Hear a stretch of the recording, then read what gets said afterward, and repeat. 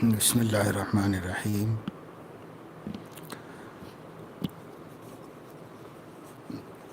نحمدہ ونصلی ونسلم علی رسولنا الکریم، اما بعد۔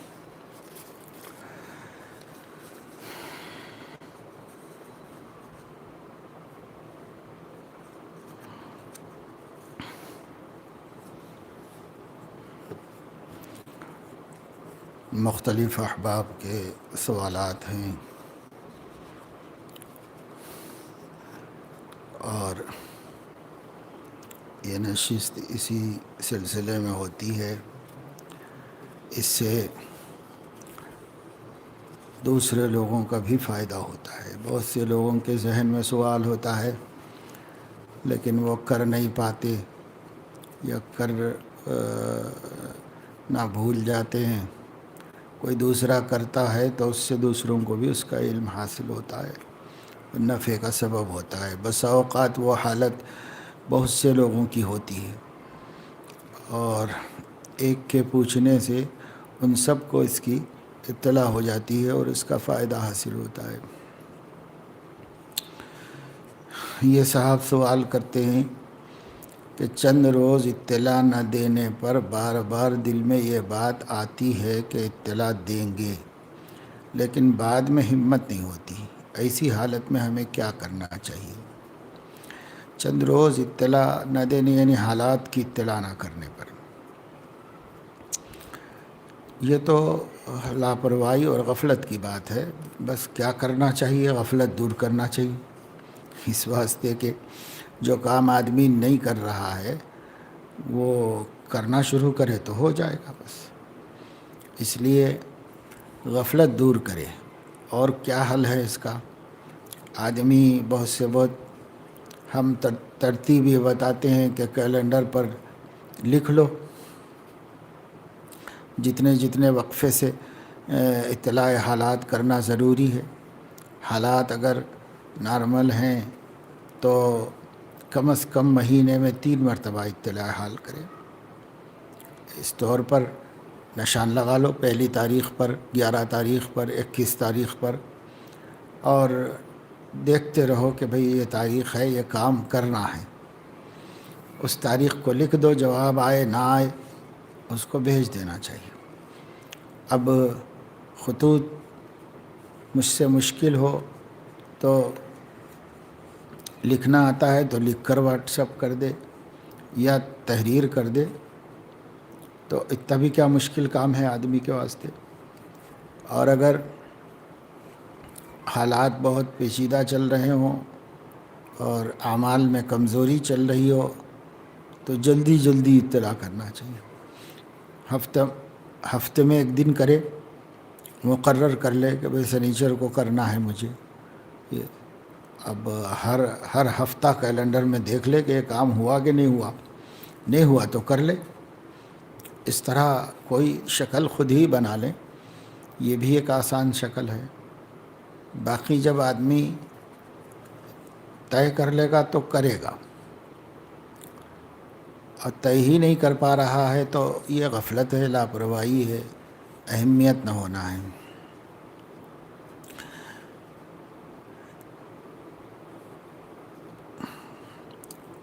چند روز اطلاع نہ دینے پر کا مطلب یہ ہوتا ہے کہ سلسلہ ٹوٹا تو اب وہ ٹوٹا ہوا ہی رہتا ہے، اور اچھا اب کریں گے تب کریں گے، اب کریں گے تب کریں میں جتنی دیری ہوتی جاتی ہے اتنی دوری ہوتی جاتی ہے، اور آدمی پھر رفتہ مناسبت ختم ہو جاتی ہے اس کام سے۔ اس واسطے زیادہ دیر ہونے نہ دے۔ اب 1 مرتبہ بھول چوک غفلت تو خیر کوئی بات نہیں، آدمی کی سرشت میں ہے بھول چوک، لیکن یہ ہے کہ بھول ہی جائے یہ مناسب نہیں ہے۔ چھوٹی بات پر دوست ناراض ہو جاتے ہیں، حالانکہ وہ بات کوئی شرعی امر سے متعلق نہیں ہوتی۔ دل میں خیال آتا ہے کہ الحب فی اللہ والبغض فی اللہ کے تحت ان سے ملاقات چھوڑ دی جائے۔ کیا ایسا کرنا مناسب ہے؟ چھوٹی چھوٹی بات پر کوئی ایک دوست ہو اور اس کا ایسا مزاج ہو تو ٹھیک ہے، سمجھ میں آتی ہے بات. بھئی اپنے دوستوں میں ایک دوست ایسا ہے جو چھوٹی چھوٹی بات پر خفا ہوتا رہتا ہے، تو کسی کی طبیعت ایسی ہوگی، کسی کا مزاج ہوگا، وہ کرتا ہے ایسا، تو اس کو گوارا کر لیا جائے. جب دوست ہے تو دوست کو برداشت بھی کرنا پڑتا ہے، تو اس کو برداشت کر لیں. لیکن دوست نہیں، یہاں پر دوست جمع ہے کہ ہمارے سب دوست ہی ناراض ہوتے رہتے ہیں، تو اس کا مطلب ہے کہ فالٹ ادھر ہے، اپنے اندر کچھ گڑبڑ ہے، یہ مطلب ہے. کیونکہ بھئی ایک آدمی تو بات سمجھ میں آتی ہے کہ ایک آدمی کا ایسا مزاج ہوگا، وہ جلدی چڑھاتا ہوگا، تو وہ آپ سے بھی چڑھتا ہوگا، آپ دوسرے دوست سے بھی ایسے ہی چڑھتا ہوگا، تیسرے سے بھی ایسے ہی کرتا ہوگا، اور بیوی سے بھی ایسے ہی کرتا ہوگا، بچوں سے بھی ایسے ہی کرتا ہوگا. تو اس کو کیا کریں گے؟ وہ ایک آدمی کا مزاج ہے. ہمیں دوستی کے خاطر اس کو گوارا کر لینا، سہ لینا چاہیے، برداشت کر لینا چاہیے. جبکہ وہ آپ کہہ رہے ہیں کہ شرعی بات بھی نہیں ہے کوئی، بس ایسے ہی مزاجی بات ہوگی، تو اس میں تو ایک دوسرے کو انگیز کرنا ہی کمال ہے، برداشت کر لینا ہی آدمی کی خوبی ہے. لیکن اگر ایسا ہے کہ ایک دوست کی بات نہیں ہو رہی، ہمارے حلقہ دوستاں سبھی ہم سے خفا ہوتے رہتے ہیں، تو اس کا مطلب یہ ہے کہ گڑبڑ ادھر ہے، کچھ اپنے پاس ہے، اپنا مزاج ہی کچھ ایسا ہے کہ دوستوں کو تکلیف پہنچتی ہے، یا دوست خفا ہو جاتے ہیں، ناراض ہو جاتے ہیں. پھر بھی اگر وہ دوست ہیں تو ان کے کمال کی تعریف کرنا چاہیے.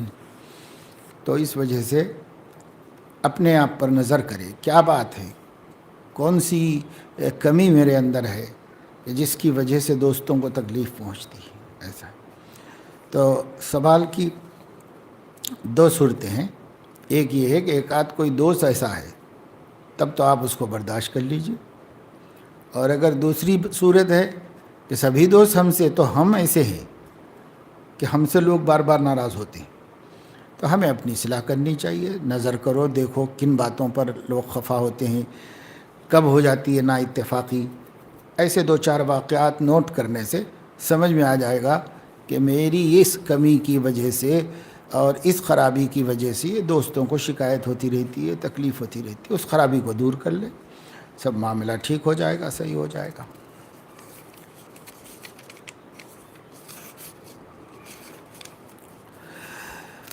میں ایک محلے میں کرائے سے رہ رہا ہوں. جب بھی نماز کے لیے جاتا ہوں، راستے میں نوجوان موبائل میں مصروف ہوتے ہیں. میرا دل چاہتا ہے کہ انہیں نماز کی دعوت دوں، لیکن ہمت نہیں ہو رہی ہے اور دل بھی تڑپ رہا ہے. تو کیا عمل کرنا چاہیے؟ تو جو عمل نہیں کر رہے ہیں وہی عمل کرنا چاہیے، وہ یہ کہ ان کو دعوت دینا چاہیے. اب اگر ہمیں تجربے سے اندازہ ہو جائے کہ بھئی یہ ضدی قسم کے بچے ہیں اور یہ بس اس میں سے اٹھتے نہیں ہیں اور بولنے پر بھی نہیں آئیں گے، تو کبھی کبھی بولے. اور اگر امید ان سے اچھی ہو تو ضرور بولے. چلتے ہوئے ان کے قریب سے گزرے، ان سے کہو دیکھو بابا جماعت کا وقت ہے، نماز کھڑینے والی ہے، چلو پہلے نماز پڑھ لو، یہ سب کام بعد میں بھی ہو جائیں گے. صرف بول دو ان کو بس. کیونکہ آپ کے ذمے صرف تبلیغ ہے، تنفیذ نہیں.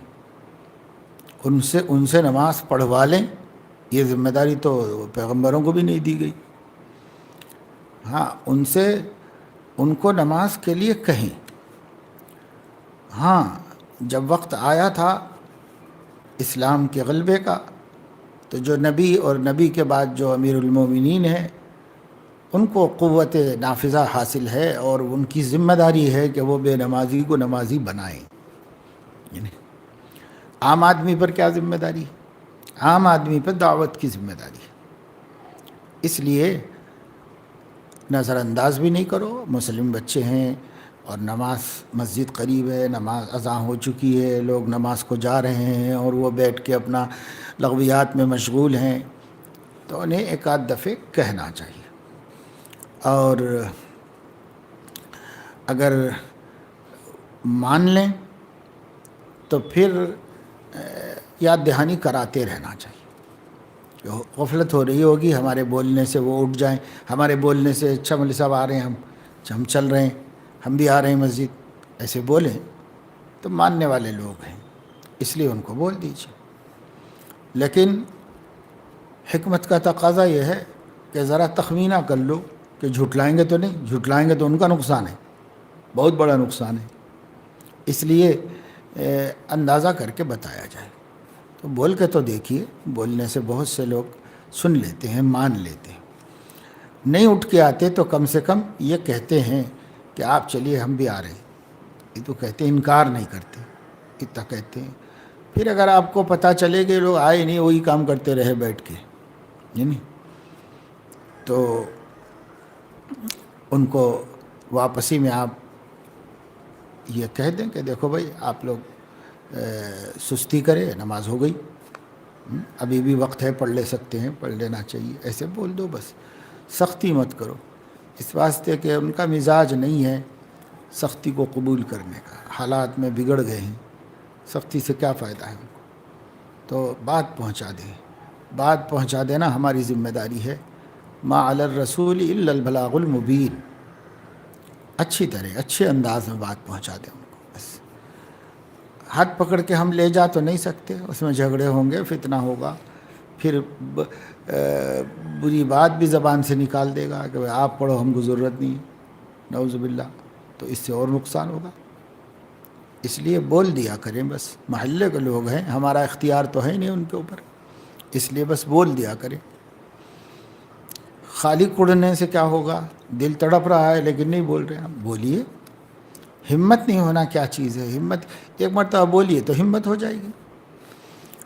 کسی نئے کام، اجنبی کام سے طبیعت ذرا پیچھے ہٹتی ہے، لیکن 1 سے 2 مرتبہ کرو تو اس کی طاقت پیدا ہو جاتی، قوت پیدا ہو جاتی. بولنے کا مزاج بنائیں تو بولیں. بس مگر یہ ہے کہ موقع محل دیکھیں اور حکمت عملی سے بولیں. ہو سکتا ہے ہمارے کہنے سے کوئی نمازی ہو جائے اور ایسے ہو جائیں. بعض دفعہ ایسا ہوتا، بعض نوجوان ایسے ہوتے ہیں کہ ان کو اگر کسی نے سمجھایا شفقت سے، محبت سے، تو دوسری دفعہ اس کو دور سے آتا ہوا دیکھ کے خود ہی چل پڑتے ہیں مسجد کی طرف. جی، کیونکہ انہیں پتہ ہوتا ہے کہ یہ بولیں گے چلنے کے لیے، لہذا پہلے اٹھو چلو، تو چل پڑتے ہیں. ایسے بھی ہوتے ہیں جو بات کا خیال رکھتے ہیں، دھیان رکھتے ہیں، قبول کرتے ہیں. ایسا ہوتا ہے، تو اسے اختیار کرنا چاہیے. بولتے رہیں.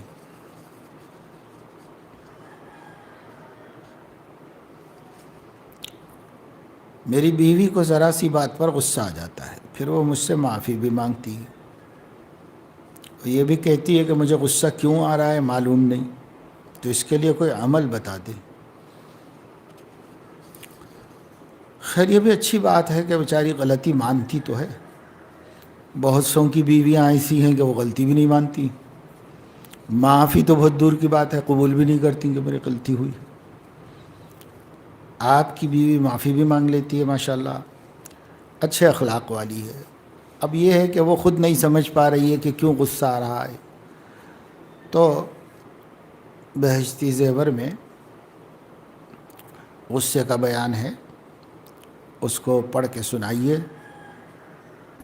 جس وقت میں وہ یہ کہے کہ مجھ سے غلطی ہو گئی، مجھے نہیں غصہ ہونا چاہیے تھا، تو ان کو بولو کہ بھئی دیکھو ایسا تو بار بار ہو رہا ہے، تدبیر تلاش کریں گے، لہذا وہ پڑھ کے سناؤ.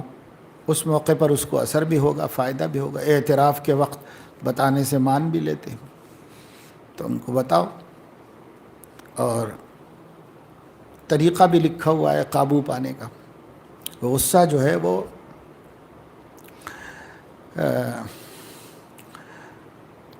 آگ ہے.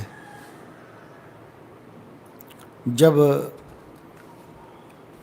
غضب کی آگ بھڑکتی ہے تو یہ کیفیات آدمی کے اندر پیدا ہو جاتی، اور آگ کی جو ضد ہے وہ پانی ہے. لہذا اللہ کے نبی صلی اللہ علیہ وسلم نے فرمایا کہ بھئی پانی پی لو، آگ بجھے گی. یعنی ٹھنڈے ذرا دماغ کو ٹھنڈا کرو، سامنے سے ہٹ جاؤ، بحث مت کرو، کھڑے ہوں تو بیٹھ جاؤ، کیونکہ آگ میں تعلی ہے، اور اس وجہ سے کھڑا ہوا ہے تو آدمی بسا اوقات غصہ آتا ہے، بیٹھا ہوا آدمی کھڑا ہو جاتا ہے ایک دم، وہ کھڑا کرتی ہے آگ، کیونکہ آگ بلندی کی طرف جاتی ہے۔ تو حضور علیہ السلام نے فرمایا تم پستی کی طرف جاؤ، بیٹھے ہیں تو اس سے پست ہو جاؤ، یعنی لیٹو تو زمین کے قریب ہو جاؤ، کہ زمین میں پستی ہے اور نار میں، آگ میں تعلی ہے، تو وہ اوپر جانا چاہتی ہے، تم نیچے جاؤ، تاکہ تمہارے اندر زمین کی صفت عجز کی اور بندگی کی پیدا ہو جائے۔ اس لیے کھڑا ہونے کے مقابلے میں بیٹھنا پستی ہے تو بیٹھ جاؤ، بیٹھنے کے مقابلے میں لیٹنا پستی ہے تو لیٹ جاؤ، اور دوسرے یہ کہ پانی تھوڑا پی لو تاکہ آگ بجھے، رگوں میں تراوٹ آئے گی، اور جو گرمی پیدا ہوئی ہے اس میں کچھ کمی ہوگی، نفسیاتی طور پر بھی سمجھ میں آنے والی بات ہے۔ اور ایک تدبیر یہ ہے کہ اب آپ ہٹ جاؤ، معلوم ہے کہ وہ تو بیمار ہے بیچاری، اس کو غصے کی مریض ہے، بیمار مان رہی ہے کہ میں بیمار ہوں، تو اب اس کو ہٹائیں گے وہ تو نہیں ہٹے گی، آپ ہٹ جاؤ وہاں سے۔ جس بات پر غصہ آتا ہے ایسی چیزوں سے بچنے کی کوشش کرو۔ کچھ تدبیر ہم ہی کر لیں اور اس کی بڑی قدر کر لیں کہ جب تک اس کو اعتراف ہے اپنی غلطی کا، اس وقت تک اصلاح ہو سکتی ہے، اصلاح کی امید ہے۔ اس لیے حکمت سے سمجھاتے بھی رہیں، جو باتیں احادیث آئی ہیں یہ احادیث پڑھ کر سنائیں، غیظ و غضب اس کے نقصانات بتائیں، اس سے بہت سے ضمنی امراض پیدا ہوتے ہیں، غصے سے پھر حقد پیدا ہوتا ہے، بغض، اور پھر بغض سے پھر حسد پیدا ہوتا ہے، اور کینہ پیدا ہوتا ہے، غل غش وغیرہ سب چیزیں اسی کے ساتھ لگی ہوئی ہیں۔ تو اس لیے غصہ بنیاد ہے بہت سے امراض خبیثہ کا، اس لیے حتی المقدور بچنے کے واسطے اس کو علم دیں، علم سے مدد ملتی ہے عمل کرنے میں۔ اس لیے سمجھائیں، بزرگوں کی باتیں سمجھائیں۔ حضرت حکیم صاحب رحمۃ اللہ علیہ کا واعظ ہے علاج الغضب، یہ پڑھیں، اور اسی طریقے سے مشائخ نے غصے کے سلسلے میں بہت سخت تنبیہ کی ہے، اور یہ 10 بیماریوں کی بنیاد ہے۔ یہ ایک پر قابو پائیں گے، کئی بیماریوں پہ خود بخود قابو ہو جائے گا۔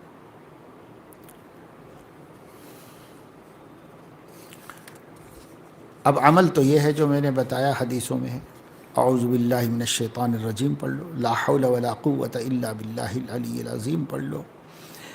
ایک آدمی غصے میں بہت بے قابو ہو رہا تھا، منہ سے جھاگ نکل رہی تھی، تو حضور علیہ السلام نے فرمایا کہ مجھے ایک بات معلوم ہے، اگر وہ پڑھ لے تو اس کی کیفیت ختم ہو جائے۔ وہ صحابی نے پوچھ کے جا کے ان کو بتایا کہ لا حول ولا قوت الا باللہ العلی العظیم پڑھ لو، تو یہ جو کیفیت ہے بے قابو ہو رہے ہو یہ ختم ہو جائے گی اور قابو میں آ جاؤ گے۔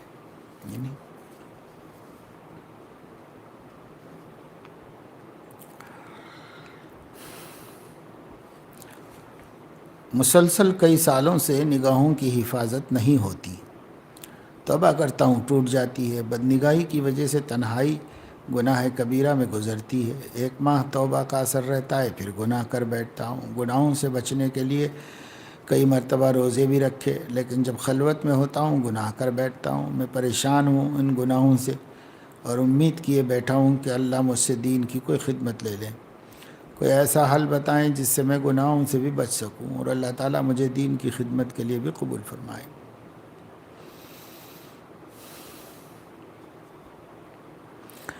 کئی سال لگ گئے، نگاہوں کی حفاظت نہیں ہوئی، تو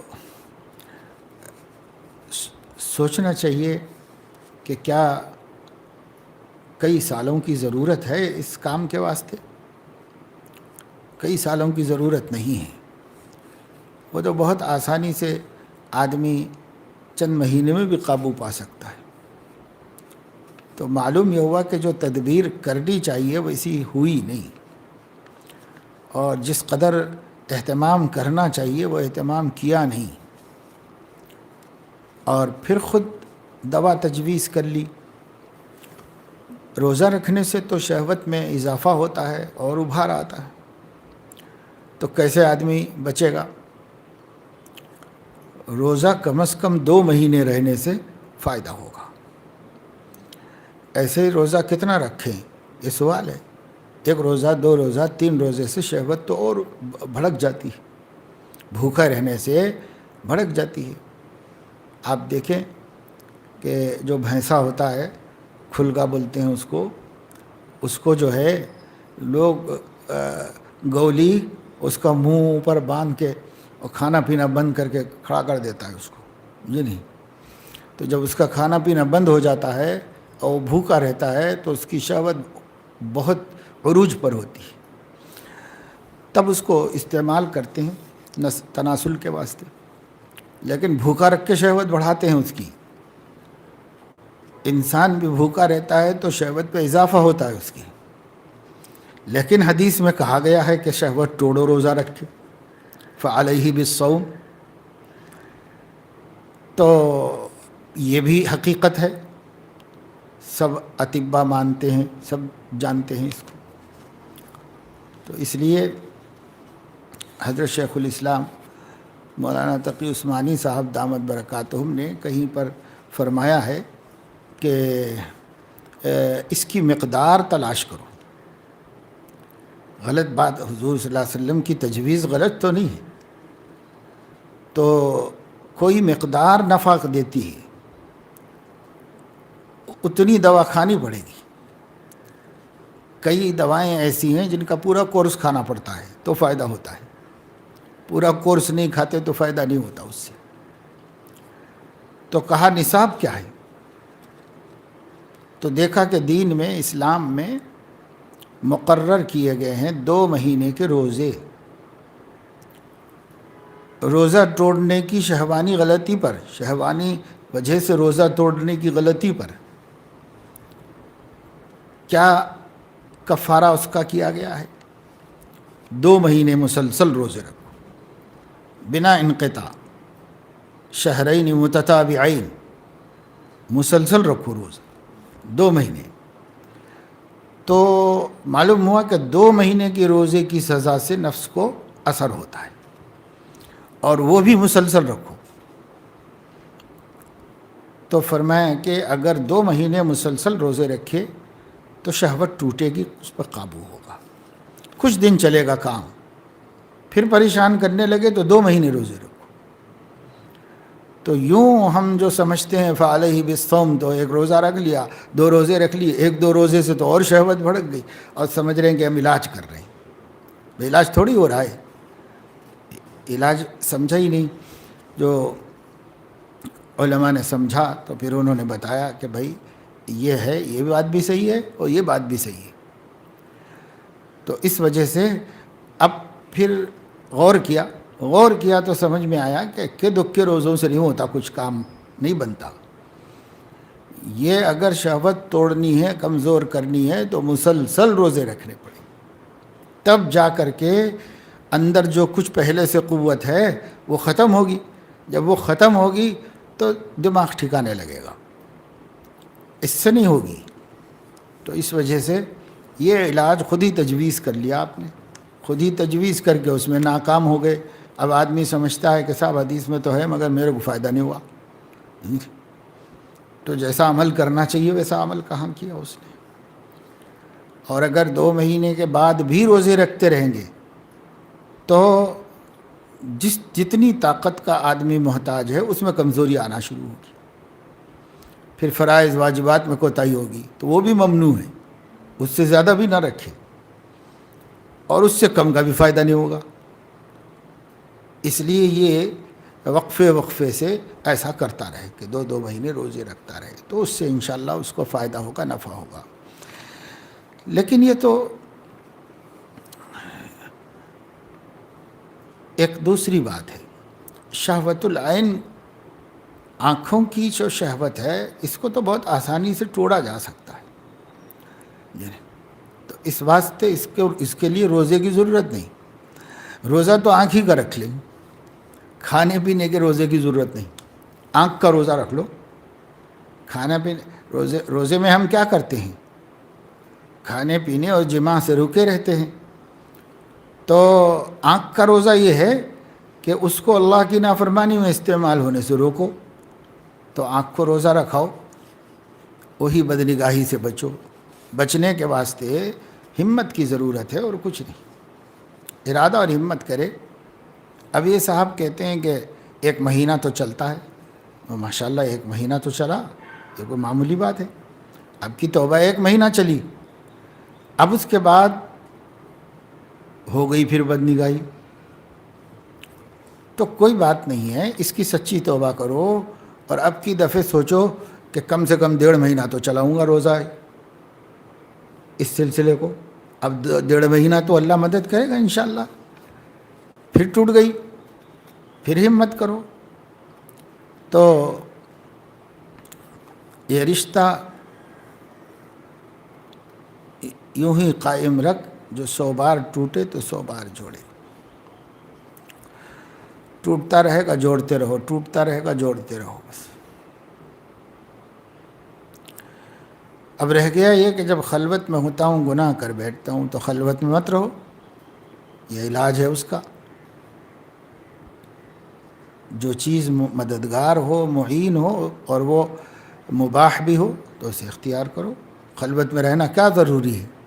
نہ رہو خلوت میں، ہمیشہ کسی کے ساتھ ہی رہو، ہمیشہ باہر بیٹھو، گھر میں رہو، دالان میں بیٹھو، گھر والے جہاں رہتے ہیں وہاں رہو، کمرے میں مت جاؤ۔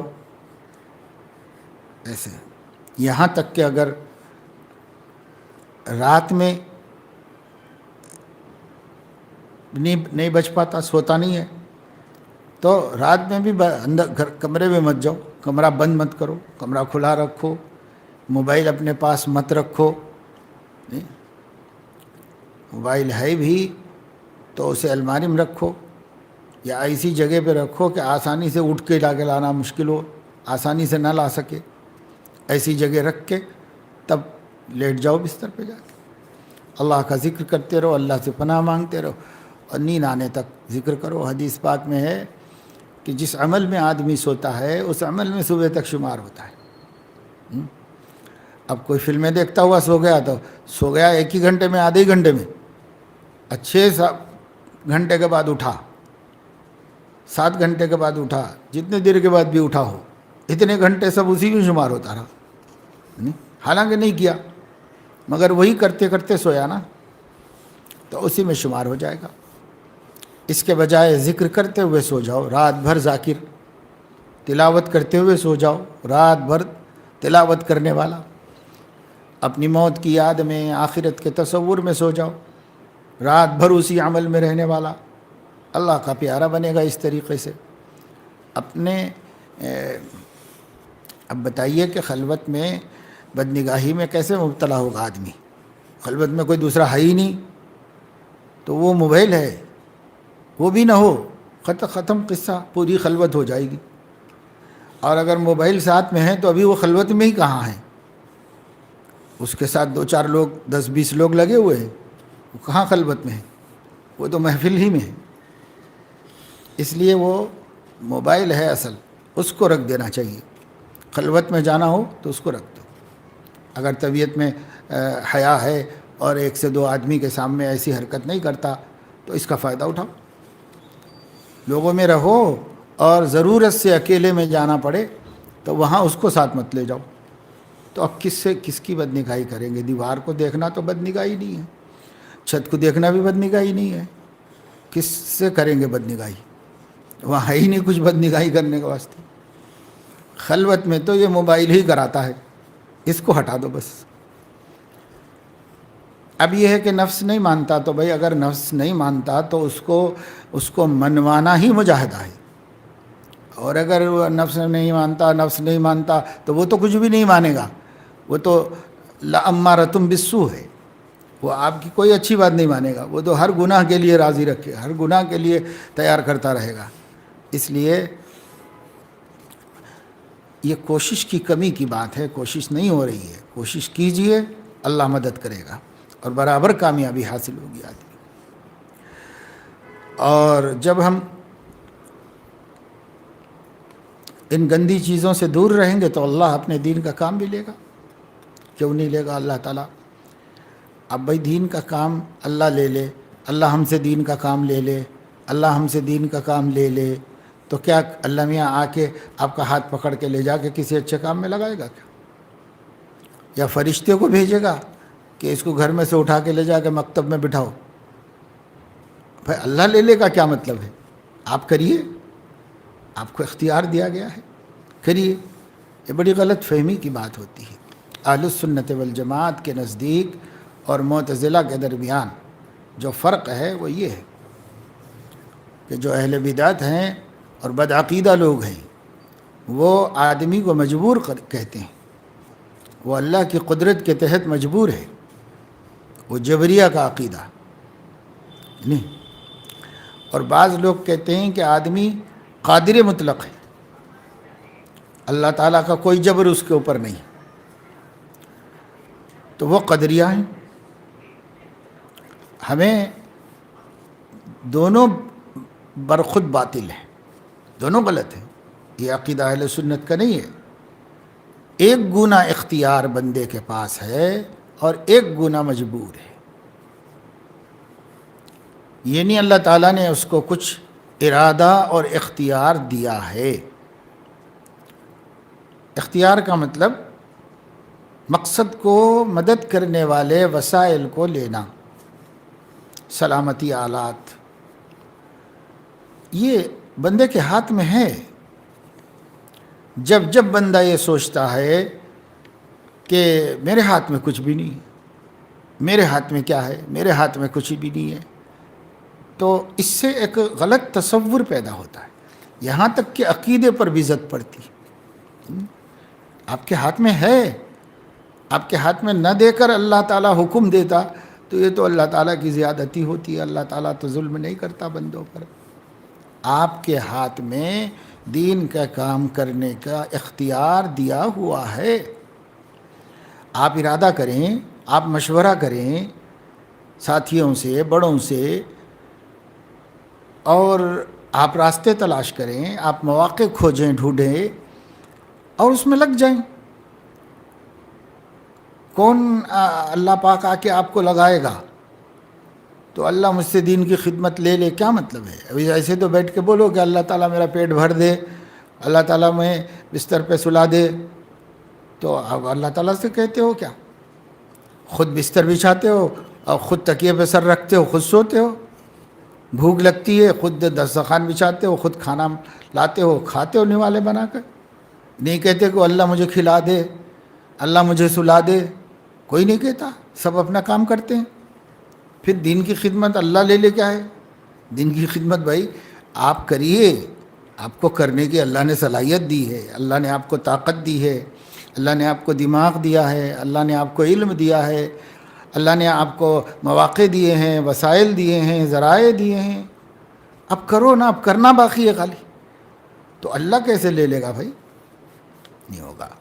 ہاں جب اس سب کر کے ان سب اسباب کے ساتھ آپ کو توفیق مل گئی اور آپ نے کام کی، تب آپ یہ کہیں کہ اللہ نے مجھ سے دین کا کام لے لیا، تب اس کی نسبت اللہ کی طرف کیجیے، اللہ نے لے لیا مجھ سے دین کا کام۔ اس کی وجہ یہ ہے کہ اگر وہ نہ لینا چاہتا تو آپ کی تدبیریں اختیار کرنے میں ناکام کر دیتا۔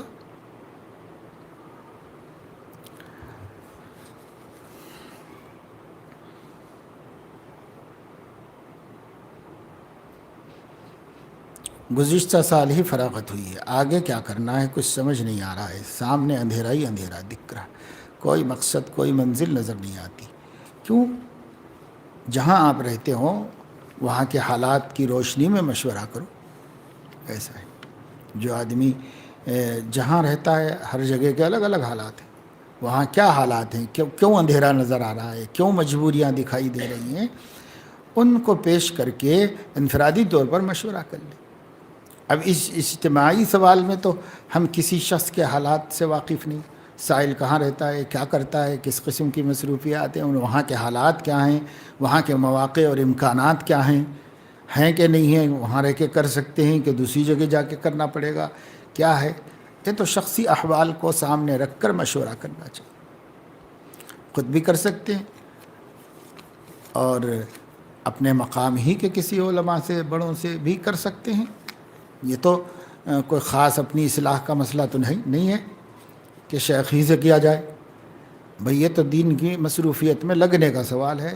اپنے ہی علاقے کے علماء سے جو پہلے سے لوگ کام کر رہے ہیں ان سے مشورہ کرو، اپنے ساتھیوں سے کرو، گھر میں والدین سے کریں، جیسے بھی ہو، بہرحال راستہ نکلے گا بھائی، ضرور نکلے گا۔ جو آدمی چاہتا ہے اسے محروم، پھر اگر خدا نخواستہ کوئی ضرورت ہی نہیں ہے اور کوئی شکل بنتی ہی نہیں ہے، بے وطن ہونا بھی مناسب نہیں ہے، گھر کے حالات کا تقاضا نہیں ہے کہ آپ کہیں اور چلے جائیں وغیرہ، اور وہاں بھی کوئی امکانات نہیں ہے، تو سوچنے سے تو کچھ نہ کچھ تو نکل ہی آئے گا۔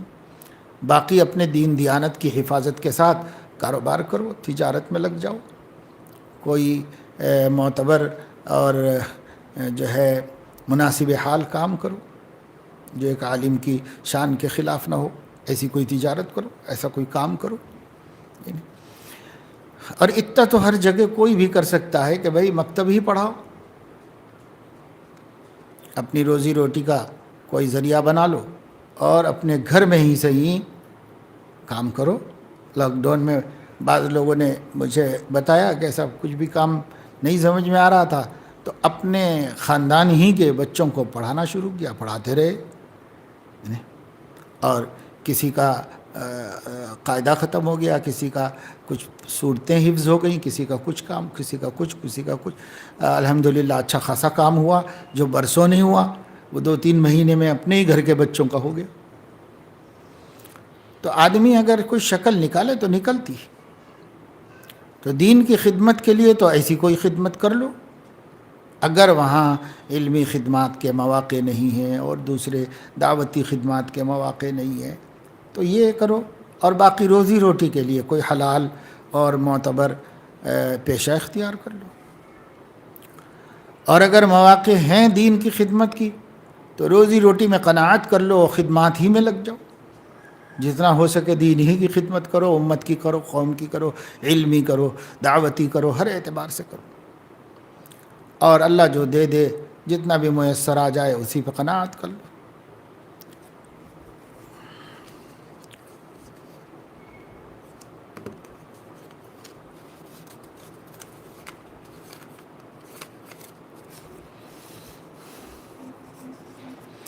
سوال یہ ہے کہ میں نے حکیم الامت رحمہ اللہ کا رسالہ قصد السبیل الی المولا الجمیل حضرت والا کی تسہیل و ترتیب کے بعد مطالعہ کیا، الحمدللہ راہ سلوک بے غبار ہو گئی، مقاصد طریق اور ہدایات، زوائد اور تصوف سلوک کی حقیقت اور شبہات کا ازالہ ہو گیا۔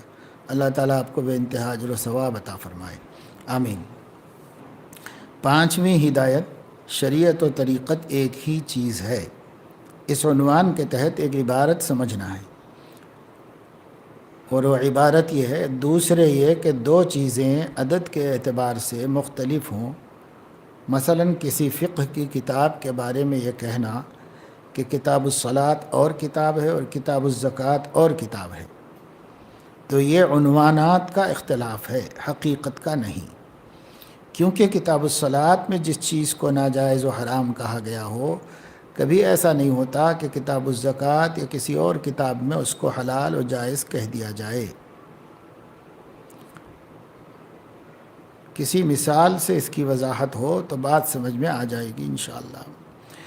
مثال تو اس عبارت ہی میں حضرت نے دے دی ہے، کتاب الصلاۃ و کتاب الزکوٰۃ کی ایک کتاب ہے، حدیث کی مثال کے طور پر، یا فقہ کی کوئی سی بھی ایک کتاب ہے، اس کتاب کے اندر الگ الگ کتابیں ہوتی، عنوانات ہوتے ہیں۔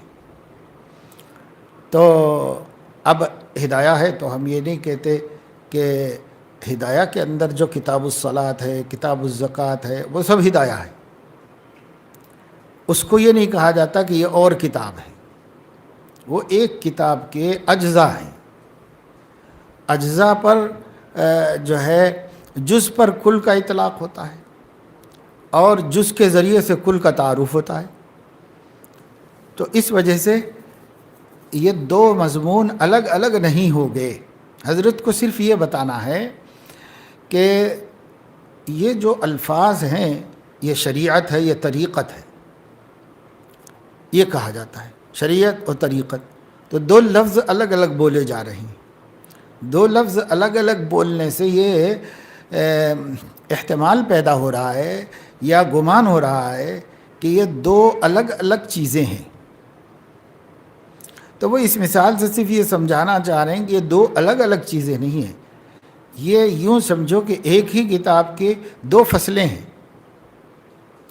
کیونکہ ایک فصل دوسری فصل کی تردید نہیں کرتی، اور اس فصل میں جو بیان ہوا ہے وہ اس کے خلاف نہیں ہے، اس فصل میں جو بیان ہوا ہے وہ اس کے خلاف نہیں ہے، دونوں ملا کے کتاب ایک ہی ہے، دونوں ملا کر بات ایک ہی ہے۔ تو شریعت طریقت کے مغایر نہیں ہے، اور طریقت شریعت کے مغایر نہیں ہے۔ مثال کے طور پر اگر شراب کو کتاب الصلاۃ کے اندر ناپاک قرار دیا گیا ہے، حدیث آ گئی کتاب الصلاۃ میں، طہارت کے بیان میں آ گئی، اور اس کے اندر اس کی حیثیت بیان کر دی گئی، وہاں یہی سمجھایا گیا، سبق پڑھانے والے نے، استاد نے بتایا کہ یہ حرام ہے اور اس کا ایک قطرہ بھی حرام ہے اور اس کی خرید و فروخت بھی جائز نہیں ہے، یہ ہو گیا۔ اب کتاب الزکوٰۃ میں بھی آ گئی حدیث، وہاں پر بھی یہی آئے گی، تو وہاں پر بھی یہی حکم لے کے آئے گی۔ وہ ایسا نہیں ہوگا کہ وہ جو حکم وہاں پر بیان ہوا تھا اس کے خلاف یہاں پر بیان ہو جائے، ایسا نہیں ہوگا۔ تو اسی طریقے سے جو طریقت ہے اس میں کوئی بھی چیز ایسی نہیں ہوگی جو شریعت میں حلال کہی گئی ہو اور یہاں حرام کر دی جائے، اور شریعت میں کوئی چیز ایسی نہیں ہے جیسے طریقت میں حرام کہا جاتا ہو اور یہاں حلال کہا جاتا ہو، یا طریقت میں حلال کہا جاتا ہو یہاں حرام کہا جاتا ہو، ایسا کچھ بھی نہیں ہے۔ کیوں؟ اس واسطے کہ اصل تو شریعت ہی ہے، اور طریقت بھی شریعت ہے اور شریعت بھی شریعت ہے، دونوں ایک دوسرے سے جدا نہیں ہیں۔ لیکن فقہ ظاہر، فقہ باطن، ان کے نام الگ الگ ہو گئے، ایک کو فقہ کہا گیا اور ایک کو تصوف کہا گیا، ایک کو شریعت کا نام دیا گیا، ایک کو طریقت کا نام دیا گیا، دونوں کا مجموعہ دین ہے، اللہ کا دین ہے۔ تو اللہ کا دین اصل ہے، اس کے ابواب الگ الگ ہو سکتے ہیں، اس طرح اسلام، ایمان، احسان الگ الگ ابواب ہیں، ان کو الگ الگ ابواب میں بیان بھی کر دیا جائے، ان کو مستقل اصطلاحات میں رکھا جائے، ان کی مستقل تعریف کی جائے، تب بھی وہ شریعت کے متوازی چیز کوئی نہیں بنے گی، وہ شریعت ہی کے اندر ہوگی۔ متوازی وہ ہوتی ہے جو اس کے علاوہ ہو، وہ متوازی چیز ہے۔ مثلا ایک کتاب طب کی ہو اور ایک کتاب فقہ کی ہو سکتا ہے اس طبابت میں، اس میڈیکل سائنس میں ایک چیز کو مضر بتایا جا رہا ہو سکتا ہے وہ فقہ کی کتاب میں مفید بتایا جا رہا ہو سکتا ہے کہ وہاں مفید بتایا جا رہا ہو، یہاں مضر بتایا جا رہا ہو۔ ایک کتاب میں ایک چیز کی فضیلت اور اس کے فوائد بیان کیے جا رہے ہوں، اور دوسری کتاب میں اس کے نقصانات بیان کیے جا رہے ہوں۔ جیسے شراب شریعت میں آپ پڑھیں گے تو اس کے نقصانات بتائے جائیں گے، طب میں اس کے کچھ فوائد بھی بتائے جائیں گے۔ تو یہ دو کتابیں ہیں، دو الگ الگ کتابیں ہیں، اس لیے دونوں جگہ بات ایک دوسرے سے ٹکرا سکتی ہے، اس کی بات اس سے ٹکرا سکتی ہے، اس کی بات اس سے ٹکرا سکتی ہے۔ لیکن تصوف اور شریعت، فقہ اور سلوک، یہ دو الگ الگ چیزیں نہیں ہیں، یہ ایک ہی چیز ہیں، اس لیے ان کے درمیان میں تصادم نہیں ہو سکتا، کوئی ٹکراؤ نہیں۔ حدیث ہے اور قرآن ہے، ہم کہتے ہیں قرآن حدیث، تو الگ الگ نام ہے، یہ قرآن ہے، یہ حدیث ہے، کتاب بھی الگ ہے، مضامین بھی الگ الگ ہیں اس میں۔ لیکن اگر کوئی کہے کہ قرآن حدیث میں تعارض ہے، اسے کوئی نہیں مانتا، علماء نہیں مانتے اس کو۔ بہت سے لوگ کہتے بھی ہیں کہ بھائی بہت سی احادیث قرآن سے ٹکراتی ہیں، اس لیے ہم حدیث کا اعتبار نہیں کرتے ہیں۔ تو تعارض ہے ہی نہیں، حدیث قرآن کی تشریح تو کرتی ہے، ٹکراتی نہیں ہے، قرآن کی وضاحت تو کرتی ہے، لیکن قرآن کے خلاف نہیں بولتی حدیث کوئی۔ سمجھنے کی ضرورت ہوتی ہے، علم کی ضرورت ہوتی ہے بس، ورنہ دونوں ایک ہی چیز ہے۔ کبھی ایسا نہیں ہوا کہ اللہ تعالیٰ نے تو حلال کہا ہو اور نبی پاک صلی اللہ علیہ وسلم نے حرام کہہ دیا ہو، اللہ تعالیٰ نے حلال کہہ دیا ہو اور حدیث میں، قرآن میں حلال اور حدیث میں حرام، ایسا کبھی نہیں ہو سکتا۔ تو دونوں ملا کے ایک ہی چیز ہیں، عنوان الگ ہے، اس کو قرآن کہتے ہیں، اس کو حدیث کہتے ہیں، اس کو کتاب کہتے ہیں، اس کو سنت کہتے ہیں، عنوان الگ الگ ہے، سبجیکٹ الگ ہے، مضمون الگ ہے، باقی یہ ہے کہ ہے تو وہ ایک ہی چیز۔ تو اس لیے حضرت فرماتے ہیں کہ بہت سے لوگوں نے طریقت ہے، ارے بھائی یہ طریقت کا مسئلہ الگ ہے اور شریعت کا مسئلہ الگ ہے، جاہل صوفیہ کہتے ہیں، اور باقاعدہ طور پر نماز چھوڑتے ہیں، اور ان سے کہا جائے گا ارے بھائی نماز تو فرض عین ہے، نماز کیسے چھوڑ رہے ہیں آپ؟ تو کہتے ہیں کہ بھائی یہ طریقت کا راز ہے، آپ کو نہیں معلوم، آپ نہیں سمجھ سکتے، آپ شریعت پہ چلو، آپ کو شریعت معلوم ہے، آپ شریعت پہ چلو۔ تو اس قدر دوسری اور متوازی جو ہے حقیقت بنا لیا، تو پھر وہ تصوف کا اسلام سے کوئی تعلق نہیں، اس طریقت کا اسلام سے کوئی تعلق نہیں، وہ واقعی متوازی ہے اور ریجیکٹڈ ہے اور ناقابل قبول ہے۔ لیکن جس طریقت کی ہم بات کرتے ہیں وہ طریقت عین شریعت ہے، اس لیے نام الگ رکھا جانے کی وجہ سے اس غلط فہمی میں مبتلا نہیں ہونا چاہیے کہ شاید اس کے احکام اور اس کے احکام میں فرق ہوتا ہوگا، اس غلط فہمی میں مبتلا نہیں ہونا چاہیے۔ تو اسی کو فرمایا کہ یہ عنوانات کا اختلاف ہے، حقیقت کا نہیں، حقیقت کچھ نہیں، حقیقت میں سب وہی اللہ رسول کے احکام ہیں، کتاب و سنت سب وہی ہے۔ میں تدریسی خدمات سے وابستہ ہوں بفضلہ تعالی، کبھی کبھار طلباء کی تربیت کی مصلحت سے اپنی کوئی خوبی بیان کرنا سمجھ میں آتا ہے، مگر پھر خیال آتا ہے کہ اس طرح طلباء کے سامنے خود کی تعریف کرنا صحیح ہے یا نہیں۔ اللہ سے ڈر بھی لگتا ہے کہیں پکڑ نہ فرما لیں، پھر توبہ کی توفیق بھی مل جاتی ہے، ایسی صورت میں مجھے کیا کرنا چاہیے؟ یہ تو آدمی کے اپنے قلب کی کیفیت پر ڈیپینڈ کرتا ہے کہ اس چیز کو بچوں کے سامنے بیان کرنے سے اس کا عین مقصد کیا ہے۔ اگر مقصد تحریض ہے، تشویق ہے کہ بھئی ایک اچھے کام کی ہمیں توفیق مل رہی ہے، اللہ تعالیٰ نے یہ خوبی دی، یہ توفیق دی ہے، تو سمجھانے کے واسطے اور شوق پیدا کرنے کے لیے، ان کی ہمت بندھانے کے لیے کبھی اس سے نفع ہوتا ہے، کیونکہ آدمی کو جس سے عقیدت ہوتی ہے اس کی بات قبول کرنے اور اس کی صفات قبول کرنے کے اندر سے داعیہ ہوتا ہے آدمی۔ تو اس جذبے کا فائدہ اٹھانے کے لیے، اس احساس سے اس کو نفع پہنچانے کے لیے اگر کوئی بتا رہا ہے کہ بھئی اگر کسی اور کے بات نقل کروں تو بھی فائدہ ہوگا، لیکن یہ اگر میں اپنا نقل کروں تو اس کو زیادہ فائدہ ہوگا، یہ بات سمجھ میں آ رہی ہے، تو محض النصح لاخی المسلم کے تحت وہ بیان کر رہا ہے، اس لیے اس پہ کوئی استکبار نہیں ہے، اس پہ کوئی مواخذہ نہیں ہے، اور اس سے کوئی اس کو نقصان نہیں ہے، اور اگر ان کو نفع ہو گیا، تلامذہ کو، مریدین کو، ماتحتوں کو، اولاد کو اگر اس سے نفع ہو گیا تو اس کا اجر بھی ملے گا، ثواب بھی ملے گا۔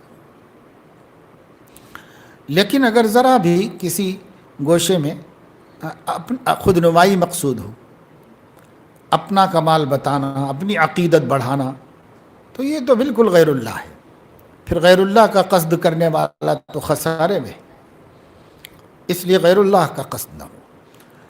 تو دیکھ لے اس کو آدمی، اگر محض طالب علم کو، شاگرد کو، مرید کو، اولاد کو، ماتحت کو نفع پہنچنے کی امید ہے، اور اس امید پر بولنا چاہ رہا ہے، اور خود نمائی کا کوئی جذبہ اس کے پیچھے نہیں ہے، تب کوئی حرج کی بات نہیں ہے، اس میں ڈرنے کی بھی ضرورت نہیں ہے. اسے بیان کریں بڑے بڑے اہل اللہ، حتیٰ کہ پیارے آقا صلی اللہ علیہ وسلم نے بھی کبھی اپنی خوبیوں کا اظہار فرمایا. یعنی فضلت علی الانبیاء بست، مجھے فضیلت دی گئی، انا سید ولد آدم یوم القیامہ. لیکن الحمدللہ ولا فخری کہا، جو اس کا توڑ ہے کہ ذرا کسی گوشے میں خیر نبی کے تو پھر بھی نہیں پیدا ہوتا، لیکن پھر بھی انہوں نے اپنے نفس کا توڑ کیا، یعنی امت کو سکھایا، ساتھ ہی کہہ دیا الحمدللہ ولا فخر. اتنا بڑا وآدم ومن سواہ تحت لوائی الحمدللہ ولا فخر. آدم اور آدم کے علاوہ جتنی ذریت آدم ہے، انبیاء، اولیاء، سب کے سب میرے ہی جھنڈے کے تحت ہوں گے، میں ہی سب کا سربراہ اور امام ہوں گا. لیکن کہیں نفس کو اس سے اللہ کے فضل کو ماننے کے بجائے اپنا کمال نہ سمجھ میں آ جائے، تو کہا الحمدللہ ولا فخر. یہ کہا نبی کو تو ایسا اندیشہ نہیں تھا، لیکن جو جتنا بڑا عارف ہوتا ہے وہ اتنا زیادہ اللہ تعالیٰ سے ڈرنے والا ہوتا ہے. جتنا بڑا عارف اتنا بڑا خائف ہوتا ہے، اور نبی سب سے بڑھ کر عارف ہوتے ہیں، سب سے زیادہ خائف ہوتے ہیں. اللہ تعالیٰ انا اخشاکم واتقاکم للہ، میں تم میں سب سے زیادہ اللہ سے ڈرنے والا ہوں، سب سے زیادہ. تو اس لیے اس میں کوئی حرج کی بات نہیں ہے، ایسا بیان کر سکتے ہیں، اس سے بسا اوقات نفع ہوتا ہے، فائدہ ہوتا ہے.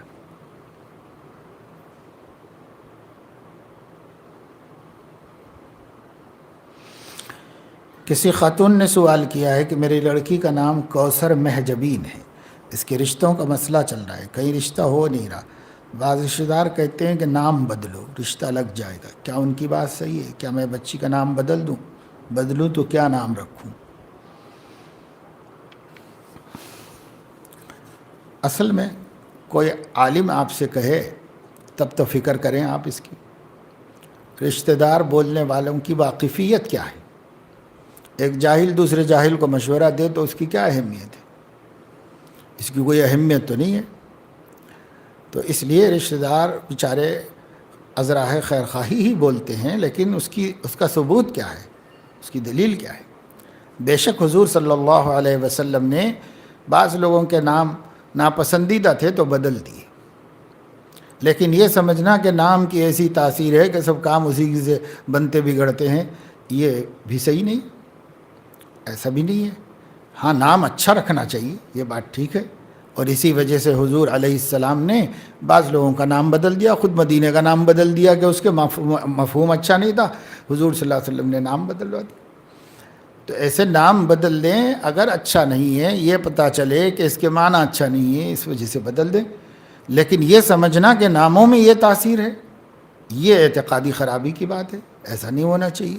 اور یہ جو لوگ مشورہ دیتے ہیں وہ اس بنیاد پہ دیتے ہیں، یعنی یہ فی نفسہ نام کی تاثیر سمجھتے ہیں، ایسا نہیں. تو اس وجہ سے اس نام میں کوئی خرابی تو نہیں ہے. بھائی کوثر ایک نعمت ہے جو ہمارے نبی صلی اللہ علیہ وسلم کو بطور معجزہ کے عطا فرمائی گئی ہے، اور ان کی شان اور ان کی فضیلت کو اس کے ذریعے سے بڑھایا گیا ہے. تو اس میں کیا حرج ہے؟ اور اس کے جو ترجمے کیے گئے ہیں، کوثر کا ترجمہ خیر کثیر کا کیا گیا، خیر کثیر. تو اب یہ خیر کثیر ہے تو اب اس کے اندر خیر ہے، سراسر بھلائی ہے، اب اس نام میں کیا خرابی نظر آ رہی ہے کہ اس کو بدلا جائے؟ تو یہ وہی لوگ بول سکتے ہیں جن کے اعتقاد میں ایسا ہے کہ ناموں میں فی نفس ہی تاثیر ہوتی ہے. جیسے لوگ کہتے ہیں کہ یہ نام اچھا نہیں ہے، یہ نام میں ستارے نہیں ملتے اور یہ نام میں جڑتے نہیں ہیں، اس میں جڑتے ہیں یہ ہیں فلاں ہیں اللہ والا، یہ سب یہ ایمانی خیالات نہیں ہیں، یہ اسلامی عقائد نہیں ہے۔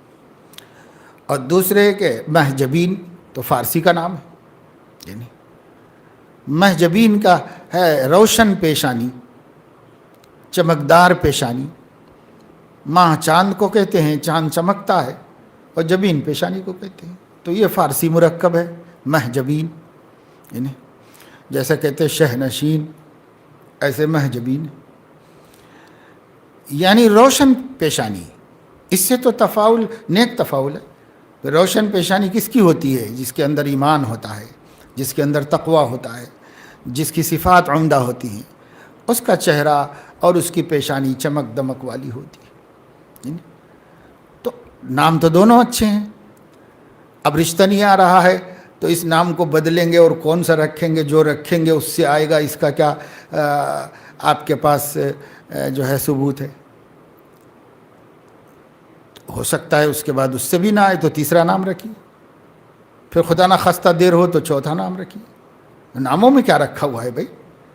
اگر ایسا ہوتا تو ایسے ایسے برے برے نام رکھے ہوئے ہیں بہت سی بچیوں کے، ان کے رشتے لگ گئے ہیں اچھی اچھی جگہوں پہ، کھا رہے پی رہے مست مزے میں، اور ان کے ماں باپ کو تو ڈھونڈنا بھی نہیں پڑا، رشتے خود گھر پہ آئے اور شادی کر کے لے گئے، اور نام دیکھو تو بالکل منحوس سا ہے۔ تو اگر نام ہی میں ہوتا تو کیا ہوتا؟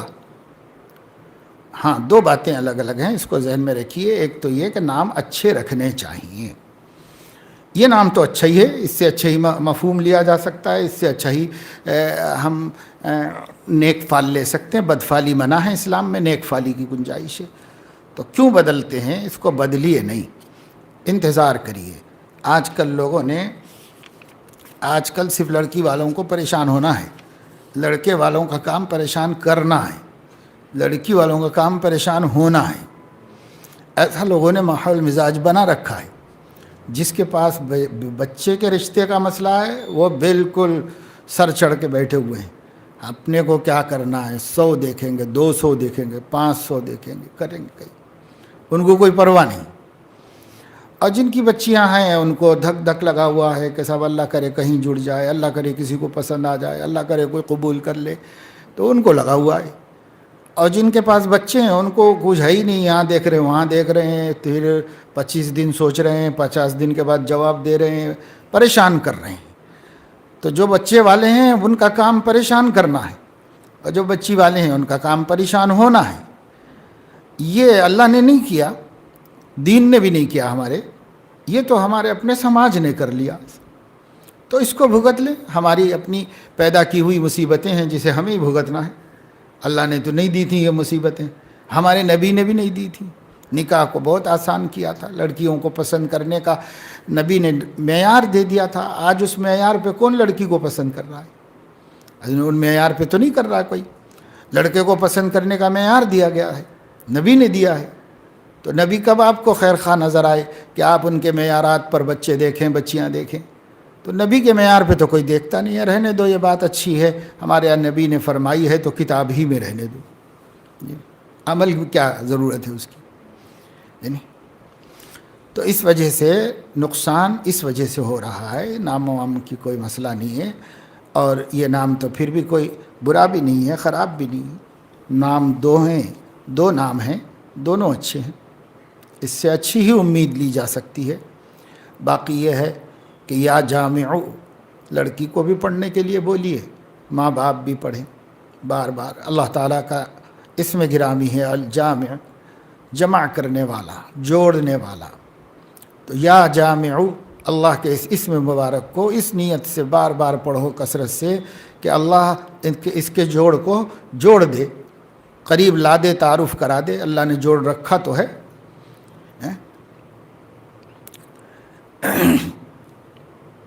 ہر چیز کو اللہ نے جوڑدار بنایا ہے۔ خلقنا زوجین ومن کل شیء خلقنا زوجین، ہر چیز کو ہم نے جوڑ جوڑ پیدا کیا ہے۔ اس کا بھی جوڑ ہے، آپ کی بچی کا بھی جوڑ اللہ پیدا کر چکا ہے، لگے گا۔ بس دعا کرو کہ جلدی جلدی سامنے آ جائے، ظاہر ہو جائے، جس کو اللہ نے مقدر فرمایا ہے وہ مل جائے اور وہ بہتر ہو، خیر ہو، اس کی دعا کرتے رہیے۔ انشاءاللہ تعالی اللہ تعالیٰ جلدی انتظام فرما دیں گے۔ اور اللہ سے امید رکھو، نماز پڑھتے رہو اور اللہ سے دعا مانگتے رہو۔ بسا اوقات یہ ہوتا ہے کہ ہم وظیفے وغیرہ تو کر لیتے ہیں، فرائض چھوڑ دیتے ہیں، تو وظیفوں سے اللہ کی رحمت آتی ہے اور فرائض سے چلی جاتی ہے، فرائض چھوڑ دینے سے چلی جاتی ہے، اس لیے ملتی نہیں۔ تو گھر میں نمازوں کا اہتمام، اور کم از کم فرائض کا ترک نہ ہو اور حرام کا ارتکاب نہ ہو، پھر رحمت اللہ کی متوجہ ہوتی ہے۔ تو اس کا اہتمام کریں، یا جامع کثرت سے پڑھیں، اور صلاۃ الحاجت پڑھ کے اللہ سے کہیں کہ اللہ ذمہ داری ہے، فکر ہے، جلدی اس کو تکمیل فرما دیجئے۔ انشاءاللہ جب بھی ہوگا اچھا ہوگا اور اللہ کی طرف سے ہوگا۔ پچھلے گناہوں کی توبہ کے بعد دینی خدمات میں مصروف ہو جاتا ہوں، لیکن یہ خیال آتا ہے کہ تو بڑا گناہ گار ہے، کیا خدمت کرے گا؟ تو اور پارسا کون ہے؟ پارسا تو کوئی بھی نہیں ہے سوائے انبیاء علیہ الصلوۃ والسلام کے۔ معصوم کون ہے؟ صرف نبی۔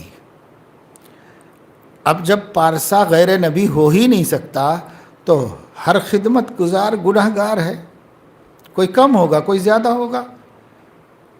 تو اگر اللہ تعالیٰ کو گناہ گار سے کام لینا ہی نہ ہوتا تو پھر اللہ تعالیٰ نبیوں کو جاری رکھتے اور نبیوں ہی سے دین کی خدمت لیتے ہوتے، یا اللہ تعالیٰ نبیوں کے علاوہ بھی کچھ دین کے خدمت گزاروں کو، عالموں کو معصوم بنا دیتے۔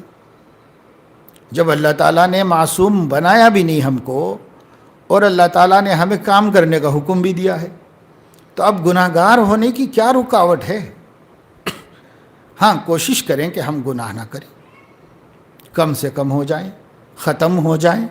ختم کی فکر کرو تو کم تو ہو جائیں گے، اور گناہ گار ہی کرے گا کام۔ اب آپ تصور کرو تھوڑی دیر کے لیے، نبی تو آئیں گے نہیں، اور گناہ گار کو دین کا کام نہیں کرنا چاہیے، تو اب کون کرے؟ دین تو یہیں لٹیا ڈب گئی، پوری دین کی ختم ہو گئی یہاں پر۔ ایسا نہیں ہے۔ امر بالمعروف نہی عن المنکر دین کا کام ہے، اس کی مختلف شکلیں ہیں، تدریس ہو، تبلیغ ہو، تعلیم ہو، خطابت ہو، واعظ نصیحت ہو، تصنیف ہو، جو بھی ہو، یہ امر بالمعروف نہی عن المنکر کے فریضہ عادلہ کی قسمیں ہیں، انواع ہیں اس کی، اور یہ فریضہ ہے، اس میں سے کوئی ایک بھی آپ اختیار کر لیں، اس فریضے کے ادا کرنے والے ہو جائیں گے، اور اس کا مکلف پوری امت ہے حسب حیثیت۔ علماء زیادہ مکلف ہیں، لہٰذا وہ اپنا کام کریں، جس کام میں مناسبت ہو، جو کام آسانی سے مل جائے اس کام کو کرو۔ وہ امر بالمعروف نہی عن المنکر کے فریضے کے تحت ہے، بس اس فریضے کو ادا کرو سبکدوش فریضے سے۔ اور امر بالمعروف نہی عن المنکر کے آداب میں لکھا ہوا ہے کہ جو شخص دعوت کا کام کرے، دین کی خدمت کرے، اس کو چاہیے کہ جس چیز سے لوگوں کو روکتا ہے خود مبتلا نہ ہو، بدرجہ اولا بچنا چاہیے۔ یہ ایک پہلو ہے۔ اور دوسرا مسئلہ یہ بتایا گیا ہے، اور اگر خود مبتلا ہے تب بھی اس کو نہی عن المنکر کے ترک کی اجازت نہیں ہے، امر بالمعروف کے ترک کی اجازت نہیں ہے، اس وجہ سے کہ میں نہیں کر رہا ہوں، آپ نہیں کر رہے ہیں، یہ ایک گناہ ہے، اور دوسرے کو نہیں بتا رہے ہیں، دوسرا گناہ ہے، تو ڈبل گناہ گار کیوں بن رہے ہو؟ تو آدھے تو ہو جاؤ گے کم سے کم، دوسرا کا کام خدمت کرتے رہو گے دین کی، تو ایک حکم تو پورا ہوتا رہے گا، ایک نہیں ہو رہا ہے اس کی بھی فکر کرو کہ ہم گناہ بھی نہ کریں، گناہ چھوڑیں اور حد المقدور کریں۔ جب اللہ کے بندوں کو ڈراتے ہیں تو ہم بچیں، جب اللہ کے بندوں کو ترغیب دیتے ہیں تو ہم بھی کریں۔ وَبِذَلِكَ أُمِرْتُ وَأَنَا أَوَّلُ الْمُسْلِمِينَ، یہ شان اپنی بنائیں، نہیں بن رہی ہے تب بھی کام نہ چھوڑیں، کام کرتے رہیں، کام کرو۔ وہ کام چھوڑ دو گے تو ڈبل گناہ گار ہو جاؤ گے، اس لیے کام نہیں چھوڑو۔ ایسے موقع پر بس دو صورتیں ہوتی ہیں، دیکھیے، یا میں گناہ کرنا چھوڑ دوں یا نیکی کا کام چھوڑ دوں، دو ہی صورتیں ہیں۔ نفس کہتا ہے کہ وہ نیکی بھی چھوڑ دے، کیا تیرے جیسا گناہ گار کرے گا دین کی خدمت، اور کیا اثر ہوگا، کیا فائدہ ہوگا؟ تو نفس یہ کہتا ہے. لیکن نبی کہتے ہیں کہ گناہ چھوڑ دو، نیکی کا کام کیوں چھوڑتے ہو، دین کی خدمت کیوں چھوڑتے ہو، وہ کیوں چھوڑتے ہو، گناہ چھوڑ دو. تو نبی کہیں گے گناہ چھوڑ دو، نفس کہے گا وہ نیکی چھوڑ دو. تو دھوکہ نہ کھاؤ. بندہ نگاہوں کی حفاظت کی غرض سے خود بازار نہیں جاتا. اگر کوئی ضرورت پیش آتی ہے تو کسی دوسرے سے منگوا لیتا ہے، اور اگر وہ گناہ میں پڑ جائے تو کیا یہ بھیجنے والے کو گناہ ہوگا؟ تو سبب تو بن نہیں رہا ہے یہ شخص، خاص طور سے جب کہ یہ چالاکی کر رہا ہو کہ میں بچوں اور دوسرا پھنسے. جی، تب تو سبب تو یہی بنے گا اس کے گناہ کا. یہ نہیں، یہ مسئلے کا حل نہیں. مسئلے کا حل یہ ہے کہ آپ جاؤ. نبی نہیں گئے بازار میں، صحابہ نہیں گئے بازار میں، بڑے بڑے اولیاء بازار نہیں گئے. آپ جاؤ بازار میں. بلکہ بعض صحابہ تو بازار اس لیے جاتے تھے کہ ایمان کو مضبوط کریں، کیونکہ بازار میں بدنگاہی ہونے کا خطرہ ہے. ہم بدنگاہی سے بچیں گے، ایمان کو ایک درجہ بڑھا کریں، ایک درجہ بدلیں گے. بدلتہ ایماناً، اس کو حاصل کرنے کے لیے گئے. تو اپنے نفس، اپنے آپ پر اتنا اعتماد پیدا کرو، بھروسہ کرو، اور کوشش کرو، اور جاؤ، اور نگاہیں بھی بچاؤ، اپنا کام خود کر کے لاؤ. اب یہ تو خود غرضی ہے کہ صاحب میں گناہ سے بچ جاؤں اور دوسرا پھنس جائے. اچھا، ہمیں اپنے بارے میں تو پھر بھی یقین ہے کہ ہم بچنے کی کوشش کریں، بچ سکتے ہیں. دوسرے کے بارے میں تو یہ یقین بھی نہیں کر سکتے، پتہ نہیں اس کا کیا مزاج ہے، اور وہ یہی سب تماشے کرتا ہوا جائے گا، تماشے کرتے ہوا آئے گا ہماری وجہ سے. ہمیں تو کم سے کم خوف خدا ہے کہ ہم وہ 10 کرتا ہوگا، ہم 5 کریں گے. تو اپنا بوجھ دوسرے پر نہ ڈالو، خود کرو. اور اگر ایسا کاموں سے بچتے رہیں گے تو مجاہدہ کب ہوگا، اور ریاضت کب ہوگی، اور کب نفس کا مزاج بدلے گا؟ نفس کا مزاج تو نہیں بدلے گا. اگر یوں آپ کو 10 سال بھی بازار جانے کی نوبت نہیں آئی، اور آنکھیں آپ نے بچا لیں بازار کے بے پردگیوں سے، بدنگاہیوں سے، لیکن 10 سال کے بعد ایک دن ضرورت پیش آئی تو وہی کریں گے جو کرنا آتا ہے نفس کو، وہی کریں گے. اس کے بجائے ہو سکتا ہے 10 سال تو بہت بڑی مدت ہے، ایک ہی سال میں آپ اس پر مشق کرنے میں کامیاب ہو جائیں گے، نگاہ کی حفاظت کرتے ہوئے جا کے اپنا کام کر کے آئے. تو اپنے آپ کو نکما بنانے کا کیا فائدہ ہے؟ مجاہدہ کرو. اللہ نے نہیں بولا، یہ تو رہبانیت کی ایک صورت ہے. رہبانیت کیوں اختیار کر رہے ہیں آپ؟ اسی دنیا میں رہیے، انہی حالات سے نبرد آزما رہیے، اور نفس سے جنگ کرتے رہیے. یہ جنگ بہت بڑا جہاد ہے. جمعہ کے دن بعد نماز عصر درود شریف کی جو فضیلت آئی ہے، اس سلسلے میں یہ دریافت کرنا ہے کہ اپنی جگہ سے اٹھے بغیر پڑھنے پر ہی وہ فضیلت ہے، یا وہاں سے دوسری جگہ جا کر بھی پڑھ سکتے ہیں؟ ایک بات تو بنیادی طور پر یہ سمجھنا چاہیے کہ جس حدیث میں یہ فضیلت آئی ہے، اگرچہ کہ صلحاء کا اور اکابر کا معمول میں داخل ہے، لیکن یہ فضیلت جس قسم کی احادیث سے وارد ہوئی ہیں وہ ضعاف ہیں، کمزور حدیثیں ہیں. کمزور حدیثوں کا ایک تعامل کے ذریعے سے اس کو ایک تقویت حاصل ہوئی ہے. تو یہ جو ہے اس درجے کی نہیں ہے کہ اس کی ایسی پابندی کی جائے جیسے فرائض و واجبات کی جاتی ہے. اس درجے کی نہیں ہے، اور ایسا کرنا بھی نہیں چاہیے. جب لوگ ایسا کرنے لگے تو اس کے خلاف بھی کرنا چاہیے پھر. ہاں، فضائل کو حاصل کرنا پابندی کے ساتھ، اس میں کوئی حرج نہیں، پابندی کریں، لیکن پابندی کے حد تک ہی پابندی کریں. کہیں یہ اتنا ضروری نہ بن جائے کہ وہ ہمارے اعتقاد کا حصہ بن جائے، یا حکم اس درجے کا بن جائے. تو پھر حکم اس درجے کا بن جانا یہ تحریف ہے، یہ نہیں ہونا چاہیے. تو بعض مرتبہ ایسا ہوتا ہے کہ بعض چیزیں ہمارے بڑوں سے چلیں تو وہ ایسی چلیں کہ عقیدت میں وہ ایک نہایت ضروری اور اہم شے بن کے رہ گئی کہ اس کے خلاف نہیں ہو سکتا. جگہ نہیں چھوڑ سکتے، وہاں سے ہٹ کے دوسری جگہ نہیں بیٹھ سکتے وغیرہ. یہ سب جزیات کہاں ہیں؟ آپ حدیث شریف میں تو سنتوں کے لیے یہ ہے کہ آپ فرض نماز پڑھیں گے تو سنتیں جگہ بدل کے پڑھیں.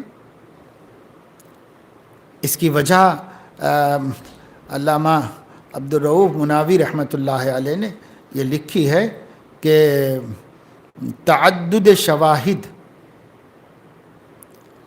جگہ جگہ عبادت کرو تاکہ گواہوں کا تعداد بڑھ جائے، گواہوں کی تعداد بڑھ جائے. تو نفل عبادت میں اس کو پسند کیا گیا ہے، تو پھر ہم دوسری چیزوں میں ذکر و اذکار میں بھی ایسا کر سکتے ہیں. لیکن اگر ہم وہیں بیٹھے پورا کر لیں تو بھی کوئی حرج کی بات نہیں، آگے پیچھے ہو جائیں تو بھی کوئی حرج کی بات نہیں ہے. یہ کہا گیا ہے نا کہ نماز کے بعد پڑھ لے. اپنی جگہ کا یہ مطلب ہوتا ہے کہ بھئی جہاں نماز پڑھی ہے وہ جگہ اسی جگہ مسجد میں نماز پڑھی ہے مسجد میں بیٹھ کے پوری کر لے، ایسے یہ مطلب ہے. اور اگر اس سے زیادہ ضروری کام ہمارے سامنے ہو تو اس کو ترجیح دے. باقی جمعے کے دن درود شریف کی کثرت کیف متفق، یہ تو معمور بھی ہے، مطلوب ہے، ہونا چاہیے، عمل ہونا چاہیے، لیکن کسی خاص طریقہ اور کسی خاص تعداد اور کسی خاص چیز کو زیادہ اہمیت نہیں دینی چاہیے، اور کبھی کبھی اس کے خلاف بھی کرنا چاہیے. اگر ہم نے کوئی معمول بنا لیا ہے کبھی کبھی اس کے خلاف بھی کریں، کیونکہ نبی نے اس کا جتنا رتبہ رکھا ہے اس رتبے سے اس کو بڑھانا چاہیے، اس کو آگے نہ کیا جائے.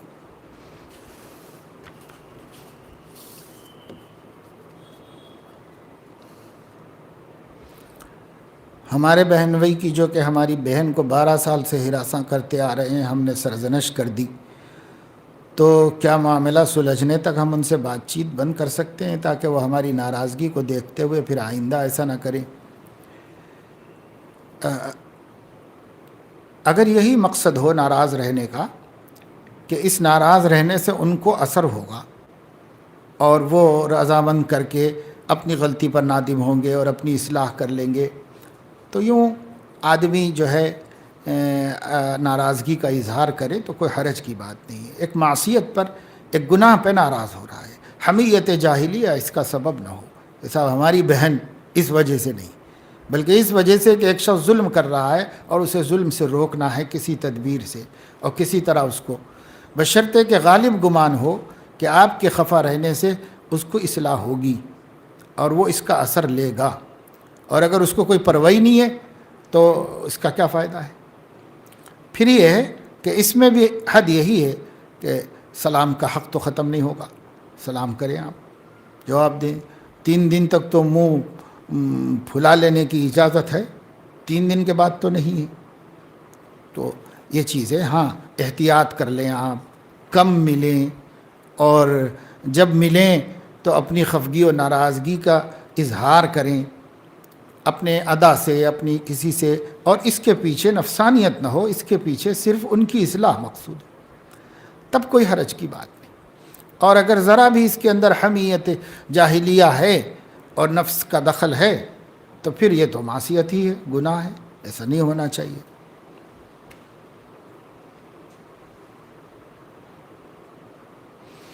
یوٹیوب کے اوپر بدعقیدہ علماء کے بیانات سننا کیسا ہے؟ تو بدعقیدہ کے بیانات سننا کیسا ہے یہ بھی کوئی پوچھنے کی بات ہے؟ سراسر ظلمت ہے، گناہ ہے، گمراہی کا سبب ہے. یعنی یہ تو ایسے ہی ہوا کہ کوئی آدمی یوں پوچھے کہ جو ہے حقے میں ڈال کے زہر پینا کیسا ہے؟ یعنی تو بھائی یوٹیوب ایک آلہ ہے، اس سے اچھی بات بھی سنی جا سکتی، بری بھی سنی جا سکتی.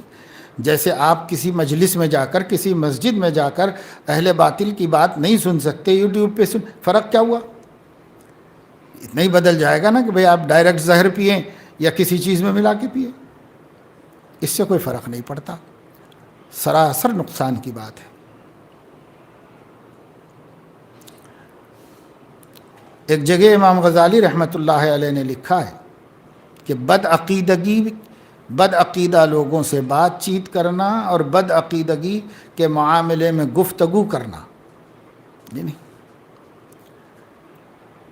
اس کی مذمت بیان کرتے ہوئے فرمایا کہ اگر یہ شخص کوئی بڑے سے بڑا گناہ کر لیتا تو اتنی بری بات نہ ہوتی جتنا کہ اس مجلس میں شریک ہونا اس کے لیے گناہ کی بات ہو۔ بڑے سے بڑا گناہ کر لیتا، کسی کبیرہ کا مرتکب بھی ہو جاتا تو اتنا نقصان دہ نہ ہوتا، اتنا برا نہ ہوتا جتنا کہ بد عقیدہ گفتگوؤں میں شریک ہونا ہے۔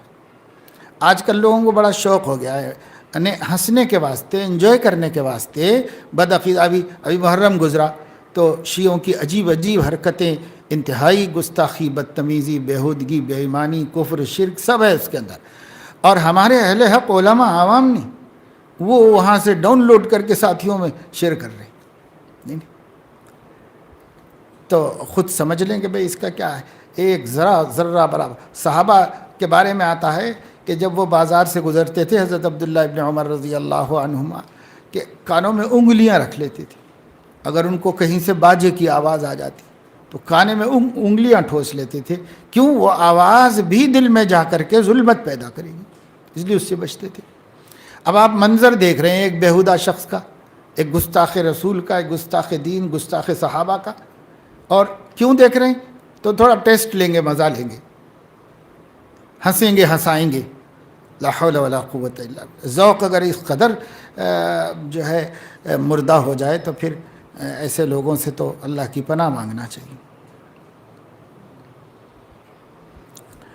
اب تو ہر چیز اور ہر عمل میں مجاہدہ کرنا پڑ رہا ہے، معمولات کے پورا کرنے میں، قرآن کی تلاوت کرنے میں، حتیٰ کہ فرض نمازوں کی ادائیگی میں۔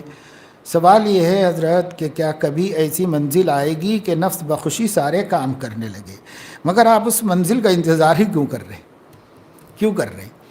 ابھی جب آپ کو مجاہدہ کرنا پڑ رہا ہے تو اجر زیادہ مل رہا ہے، تب آپ جی خوشی سے کر لیں گے تو معمول کا اجر ملے گا آپ کو، اب ڈبل مل رہا ہے، تو اس کو منزل ہی کیوں سمجھ رہے ہیں آپ؟ اس کو منزل ہی نہ سمجھیں۔ ہاں، کرتے کرتے کرتے ایسا بھی ہوتا ہے کہ یہ چیزیں ہمارے دل کی خوشی بن جاتی ہے، پھر آدمی کو وہ مشقت نہیں کرنی پڑتی، بآسانی ہو جاتی ہیں۔ تب اس کا شکر ادا کریں کہ اللہ نے ہمارے لیے اس کام کو آسان کر دیا اور یہ بسہولت ہو جا رہی، پتہ نہیں مجاہدہ جاری رہتا تو کب ہم چھوڑ بیٹھتے۔ اب اللہ تعالیٰ نے اس منزل پہ چلو اللہ کا شکر ادا کرو، ٹھیک ہے۔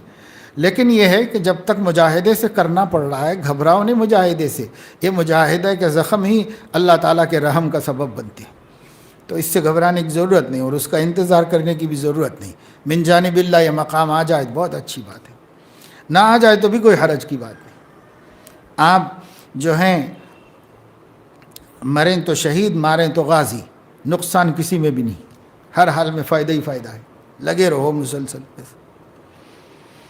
والد صاحب گھر میں اکثر نصف برہنہ حالت میں رہتے ہیں، لنگی وغیرہ پہن لیتے ہیں، اس کو برہنہ نہیں بولتے، بہرحال آدھا لباس پہنتے ہیں، سطر تو چھپا لیتے ہیں، ایسے رہتے ہیں، رہنے دو۔ توجہ دلانے پر کہتے ہیں کہ گرمی بہت ہوتی ہے۔ ایسے میں میری اہلیہ کا والد صاحب کے سامنے آنا جانا کیسا ہے؟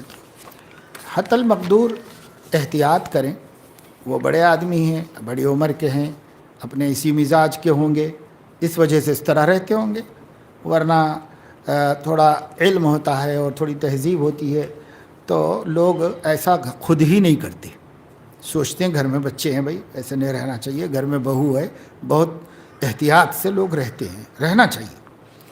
اور یہ علم کی کمی یا تہذیب کی کمی، اب گھروں میں ایسا ماحول نہیں ہوگا، اس وجہ سے ایسا چلا آ رہا ہوگا۔ اب دیہاتی لوگ ہوتے ہیں، وہ ان چیزوں کو اہمیت بھی نہیں دیتے، اس سے ان کے ماحول میں کوئی فرق بھی نہیں پڑتا اس سے، تو تب تو ٹھیک ہے۔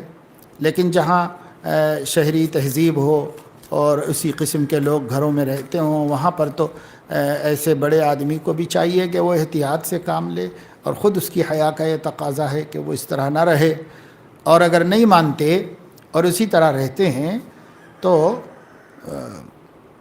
اب یہ ہے کہ بہو کے لیے وہ نامحرم تو نہیں، اور دوسرے یہ کہ جو سطر ہے وہ چھپائے ہوئے ہیں، پھر بھی حتی المقدور اپنے کام میں لگے رہیں، اپنا کام کرتے رہیں، بس جہاں تک ہو سکے اس سے دور رہیں۔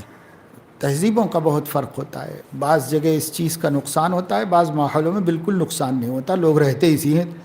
اب جیسے وہ بہو ہے تو اس کا باپ بھی اپنے گھر میں ایسے ہی رہتا ہے، یہاں آئے تو خسر بھی ایسے ہی رہتا ہے، تو اس کو کیا فرق پڑے گا؟ وہ تو بچپن سے اسی ماحول کی دیکھی ہوئی، اسی ماحول کی ہے، تو اس ماحول سے کوئی خاص اثر نہیں پڑتا۔ دیہاتوں میں ایسا ماحول ہوتا ہے اور اس کا کوئی خاص فرق وہاں پڑتا نہیں۔ بس یہ ہے کہ بھئی گناہ تو نہیں ہے، جسم اوپر کا کھلا رہے، یہ گناہ تو نہیں ہے۔ جب گناہ نہیں کر رہا ہے تو اس پر سختی بھی نہیں کر سکتی۔ یہ ہے حقیقت میں جیسا مجاہدہ کرنا چاہیے ویسا نہیں کر رہا ہوں۔ اپنے دوسرے پیر بھائیوں کو دیکھتا ہوں تو رشک آتا ہے کہ وہ ترقی کر رہے ہیں اور ہم جہاں تھے وہیں ہیں۔ تو اگر یہ سوالات سب ایک ہی شخص کے ہیں تو ابھی تو آپ نے کہا تھا کہ ہر کام میں مجاہدہ ہو رہا ہے، تو جب سارے کام مجاہدے سے کر رہے ہو تو اب مجاہدے کی کمی کی کیا شکایت ہے؟ تو جو بھی ہے ماشاءاللہ یہ مجاہدہ بہت کافی ہے۔ اللہ سے کیوں مجاہدہ بڑھا کے مانگ رہے ہو؟ اور مجاہدہ کریں گے، اور مجاہدہ کا ایک کرنا چاہ رہے ہو؟ جتنا کام آسانی سے ہو رہا ہے وہ کرو، بس فرائض کی تکمیل ہو جائے اور حرام کا ارتکاب نہ ہو، فرائض و واجبات مکمل ہو جائیں، حرام کا ارتکاب نہ ہو، یہ ہو گیا مقرب، یہ تقرب کی ایک منزل پہ آ گیا۔ اب اس تقرب میں وہ فعل نہیں ہے، ناکام نہیں ہے، مقرب ہے اللہ تعالیٰ کا۔ ہاں اب تقرب کے درجات ہیں، یہ نوافل سے پورے ہوں گے، تو اس میں مکروہات سے بچنا، مشتبہات سے بچنا۔ پھر مشتبہ کا بھی الگ الگ درجہ ہے، جس درجے کا مشتبہ ہے اس درجے کا حکم ہے، جتنا شدید مشتبہ ہے اتنا شدید دوری اختیار کرنا چاہیے، جتنا کم مشتبہ ہے اتنا کم دوری پہ کوئی حرج نہیں وغیرہ۔ تو یہ اعلیٰ درجے ہیں۔ تو اعلیٰ درجے میں اگر آپ کے دوست چل رہے ہوں تو اس پر رشک کرو، رشک بھی کرو اور کوشش بھی کرو کہ ہم بھی ان درجوں کو پائیں۔ جب میرا دوست جا سکتا ہے تو میں کیوں نہیں جا سکتا؟ جب میرے ساتھی وہاں تک پہنچے تو میں کیوں نہیں پہنچ سکتا؟ تو پہنچو، لیکن مجاہدے کی ہوس نہ کرو بس۔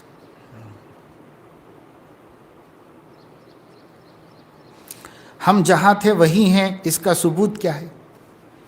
اس کا تو کوئی ثبوت نہیں ہے۔ ہاں اگر آپ یہ محسوس کر رہے ہوں کہ صاحب میں 2 سال پہلے، 3 سال پہلے، سال بھر پہلے جتنے اعمال کرتا تھا بس اسی پہ ہوں، تو اگر وہ اعمال فرائض و واجبات ہیں اور اس میں کمی نہیں ہوئی ہے تو پھر زیادہ غم کی ضرورت نہیں ہے۔ البتہ ہمت کرو، ہمت بڑھاؤ اور نوافل میں بھی اپنا حصہ بناؤ، جس قدر ہو سکے حصہ بناؤ۔ اور اگر یہ نوافل کی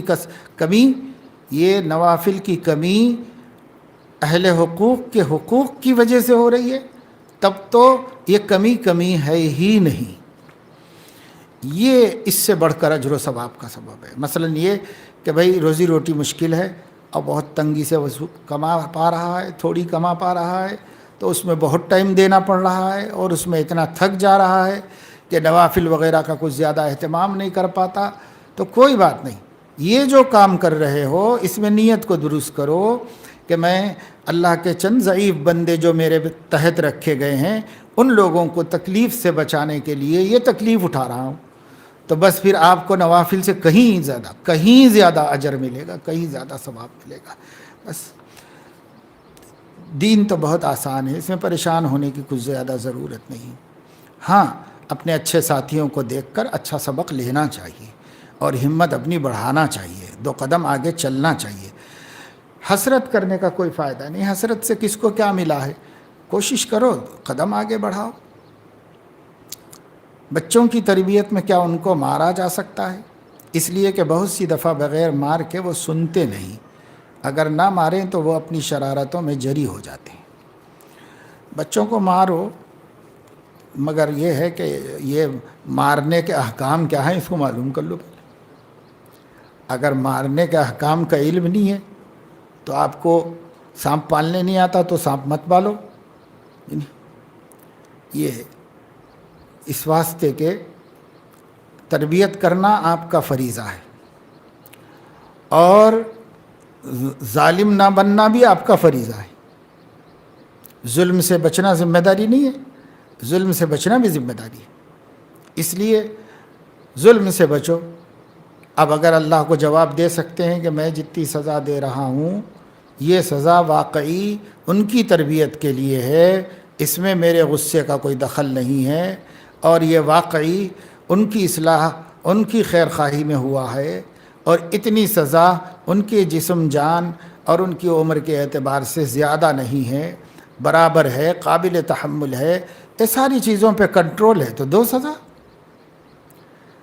اب بھائی فقہا فرماتے ہیں کہ امام بخاری نے بھی لکھا ہے کہ قاضی کو حالت غضب میں فیصلہ کرنا جائز نہیں، تو یہ فیصلہ ہی تو ہے کہ اس کی پٹائی کرو، یہ فیصلہ نہیں، دور کیا ہے بھائی، اس نے غلطی کی ہے، سزا دینا ہے، یہی تو فیصلہ ہے۔ اب یہ فیصلہ حالت غضب میں ہوگا تو ناجائز ہو رہا ہے نا۔ کیا اب عدالت میں بیٹھنے پر ہی یہ حدیث نافذ ہوگی کیا کہ آپ جج ہیں اور آپ کو جو ہے کورٹ میں بٹھایا گیا ہے، تبھی آپ کے اوپر اس حدیث کا اطلاق ہوگا؟ ارے ہر وہ جگہ جہاں آدمی کسی کو سزا سنا رہا ہے، فیصلہ کر رہا ہے، تو یہ اس میں انصاف سے کام لو۔ جب نفس غصے میں ہو تو جائز نہیں ہے، جائز نہیں ہے تو اس وقت مت کرو کچھ، اس وقت خاموشی اختیار کرو۔ بہرحال بھائی ہمارے ذمے تربیت ہی ہے، اگر فرض کرو ہم ظلم سے بچتے ہوئے تربیت کر رہے ہیں، ہم اپنا اعمال نامہ خراب نہیں کرنا چاہ رہے ہیں، اور پھر تربیت کی پوری فکر کر رہے ہیں اور تربیت نہیں ہو رہی ہے، تو کیا اللہ آپ سے پوچھنے والا ہے؟ یہ تو اب آپ کا فیصلہ ہے کہ مجھے تربیت کر کے رہنا ہے۔ اللہ کا حکم تو اتنا تھا کہ جو تدبیر قرآن حدیث کی روشنی میں ہے وہ کرو۔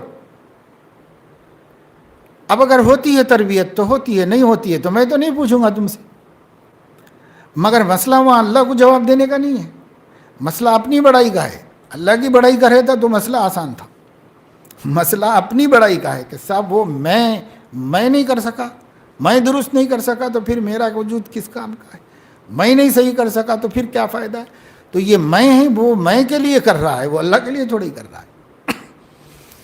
تو اس وجہ سے خواہ مخواہ اللہ کے دین کو بدنام مت کرو۔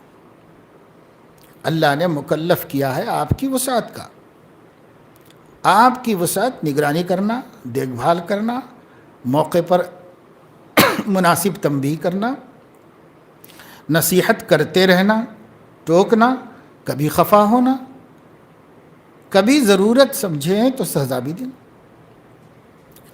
سزا کتنی دینا، کیسے دینا، وہ سب اللہ کے دین کے ماتحت، کہیں بھی آپ کا اقتدار نہیں چلے گا، ہر جگہ اللہ کا اقتدار چلے گا۔ اور جہاں جہاں آدمی کو پریشانی ہو رہی ہے وہ اپنے اقتدار چلانے میں ہو رہی ہے، آپ اپنے اقتدار سے دستبردار ہو جاؤ، خلیفۃ اللہ فی الارض کے تحت اللہ کے اقتدار کو نافذ کرو۔ جب اب اللہ پاک نے آپ کو اتنی کی اجازت نہیں دی ہے تو آپ کس کا اقتدار نافذ کر رہے ہو؟ اللہ کا کر رہے ہو، اپنا کر رہے ہو؟ اللہ کا کر رہے ہو تو اسی پہ رکو، یہ ہے۔ اور جہاں تک میں سمجھتا ہوں اگر ہم اللہ رسول کے حکموں کی روشنی میں ظلم کی حد تک پہنچے بغیر اپنے فریضے کو ادا کر رہے ہوں تو ہم نے اپنا کام کر دیا، اب اللہ کی ذمہ داری ہے کہ وہ اپنا کام کرے، وہ کرے گا تربیت۔ ہم تو کر بھی نہیں سکتے تربیت تو وہی کرے گا، پھر بالآخر کرنا اللہ ہی کو ہے۔ آپ کسی کی سرشت نہیں بدل سکتے، آپ کسی کا مزاج نہیں بدل سکتے، بدلنا اللہ ہی کو ہے۔ تو اتنا کرو نا کہ مسنون طریقے پر تربیت کرو، نصیحت کرو، سمجھاؤ، اور اللہ سے مدد مانگتے رہو، اللہ سے دعا کرتے رہو۔ جتنا غصہ آیا، جتنا دل دکھا، اتنے ہی بھرے دل سے اللہ کے سامنے ہاتھ پھیلاؤ، اللہ تعالیٰ سے مدد طلب کرو، اللہ تعالیٰ کے سامنے گڑ گڑا لو، آنسو بہا لو کہ یا اللہ میرے ہاتھ میں تو نہیں ہے بدلنا آپ کے ہاتھ میں، اور مجھے آپ نے اس سے آگے کی اجازت بھی نہیں دی ہے، تو میں کیا کروں؟ اگر مجھے اجازت ہوتی تو اسے مار کے دفن کر دیتا لے جا کے قبرستان میں کہ جا تیرے وجود سے زمین پاک کر دیتا ہوں، مگر آپ کی اجازت بھی تو نہیں ہے مجھے، تو میں ظلم بھی نہیں کر سکتا، جسم پر زیادتی بھی نہیں کر سکتا، زبان سے زیادتی بھی نہیں کر سکتا، تو آپ کی حد میں کھڑا ہوا ہوں اور آپ کی مدد مانگ رہا ہوں، تو اللہ مدد دے گا، برابر دے گا اللہ تعالیٰ مدد، کیوں نہیں دے گا؟ سب مدد دینے والوں سے زیادہ اللہ مدد، وَهُوَ الْمُسْتَعَانُ، وہی مدد لینے کے قابل ہے، وہی مدد دیتا ہے، ہوگی۔ ہاں، آپ نے طریقہ خود طے کر لیا ہے، ٹائم خود طے کر لیا ہے کہ صاحب اتنے دن میں ہو جانا تربیت، اور اس طریقے سے ہو جانا، یہ کس کی تجویز ہے صاحب؟ اگر یہ تجویز قرآن حدیث میں، آمنا صدقنا۔ اگر یہ تجویز قرآن حدیث میں نہیں ہے تو آپ کی ذاتی پیداوار ہے، اس کو آپ دین سمجھ رہے، تو اللہ کی مدد بھی نہیں آئے گی، اللہ تعالیٰ سبکدوش ہو جائے گا۔ اب میں تربیت کا ذمہ دار نہیں ہوں، آپ ہی طریقے بنا لیے ہیں، آپ ہی کر لیجیے، بس میں ذمہ دار نہیں ہوں اس کا، تو اللہ سبکدوش ہو جائے گا۔ جب اللہ سبکدوش ہو جائے گا، تم زمین آسمان ملا کے بھی نہیں کر سکو گے اس کی تربیت۔ تو اللہ کی ذمہ داری اللہ کی رہنے دو نا، اس وقت تک ہے اللہ کی ذمہ داری جب تک کہ آپ اللہ کی ذمہ داریوں میں دخل نہیں دیتے۔ ہدایت اپنے ہاتھ میں لے لینا چاہ رہے ہیں، تربیت اپنے ہاتھ میں لے لینا چاہ رہے ہیں، سب اپنے ہاتھ میں لینا چاہ رہے ہیں۔ یعنی تربیت کرنا آپ کے ہاتھ میں ہے، تربیت ہونا آپ کے ہاتھ میں نہیں، ہدایت کی طرف بلانا آپ کے ہاتھ میں ہے، ہدایت دینا آپ کے ہاتھ میں نہیں ہے۔ اختیار ہے، وہ جو شروع میں نے بات بتائی تھی، کچھ اختیار، یہ اتنا اختیار ہے بس، اللہ کے دین کی روشنی میں اپنے بچوں کی تربیت کرو۔ ظالم کیوں بنو؟ ظالم کے ساتھ اللہ کی مدد نہیں ہے، مظلوم کے ساتھ اللہ کی مدد ہے۔ تو آپ کے جوتے کھا کے اس کی طرف اللہ کی مدد چلے گئی، اور آپ اب بے مدد ہو گئے، بے سہارا ہو گئے، تو کیا فائدہ ہے اس میں؟ جب اللہ کی مدد سے محروم ہو گئے تو پھر اب کیا توقع رکھ سکتے ہیں، کیا امید رکھ سکتے ہیں؟ تو یہ سب چیزیں ایسی ہیں کہ انسان کر کے سوچتا ہے اور پچھتاتا ہے، اور کوئی فائدہ نہیں۔ سوچ کے کرو بھائی، کر کے سوچنا بے وقوفوں کا کام ہے، سوچ کے کرنا عقل مندوں کی نشانی۔ تو سوچ کے کرو، کر کے سوچنے کا کیا فائدہ؟ جو آدمی کر کے سوچا ہے پشیمان ہوا ہے، جو آدمی سوچ کے کیا ہے وہ کامیاب ہوا ہے، کبھی اس کو شرمندگی نہیں ہوتی، نقصان بھی ہوتا ہے تو پشیمانی نہیں ہوتی اگر سوچ کے کیا ہے تو۔ بہرحال یہ باتیں ہیں، اس پر عمل کیجئے، ہمت سے کام لیجئے، صبر کیجئے، اور ایک طریقے سے کام کرو۔ اللہ تعالیٰ نے کیا مقدر کیا ہے ہمیں نہیں معلوم ہے، اس لیے اللہ سے بھلائی کو مانگتے رہو، اللہ تعالیٰ سے بھلائی طلب کرتے رہو، اپنی والی کوشش میں کمی مت کرو۔ ہمیں اللہ کی ذات سے 100% یقین رکھنا چاہیے اور امید رکھنا چاہیے کہ جب اس نے ہمیں ایک چیز کا حکم دیا ہے اور ہمیں قادر نہیں بنایا ہے، قادر مطلق نہیں بنایا ہے، اس لیے اللہ تعالیٰ اپنی قدرت مطلقہ کو ہمارے ساتھ ملا کر کے ہمارا کام دیر سویر ضرور بنائے گا۔ ہمیں صرف اپنا کام کرنا ہے، نتیجے دیکھنے کا تو انبیاء کو بھی اختیار نہیں تھا کہ صاحب اپنا نتائج دیکھے۔ خوشی ضرور تھی ان کو بھی کہ سب لوگ مسلمان ہو جائیں، سب لوگ دین میں آ جائیں، لیکن ان کو اس کا حکم نہیں تھا کہ بھائی وہ نتیجہ نکالے، نتیجہ تو ہم ہی نکالیں گے۔ سبحانک اللہم و بحمدک اشہد ان لا الہ الا انت استغفرک و اتوب الیک۔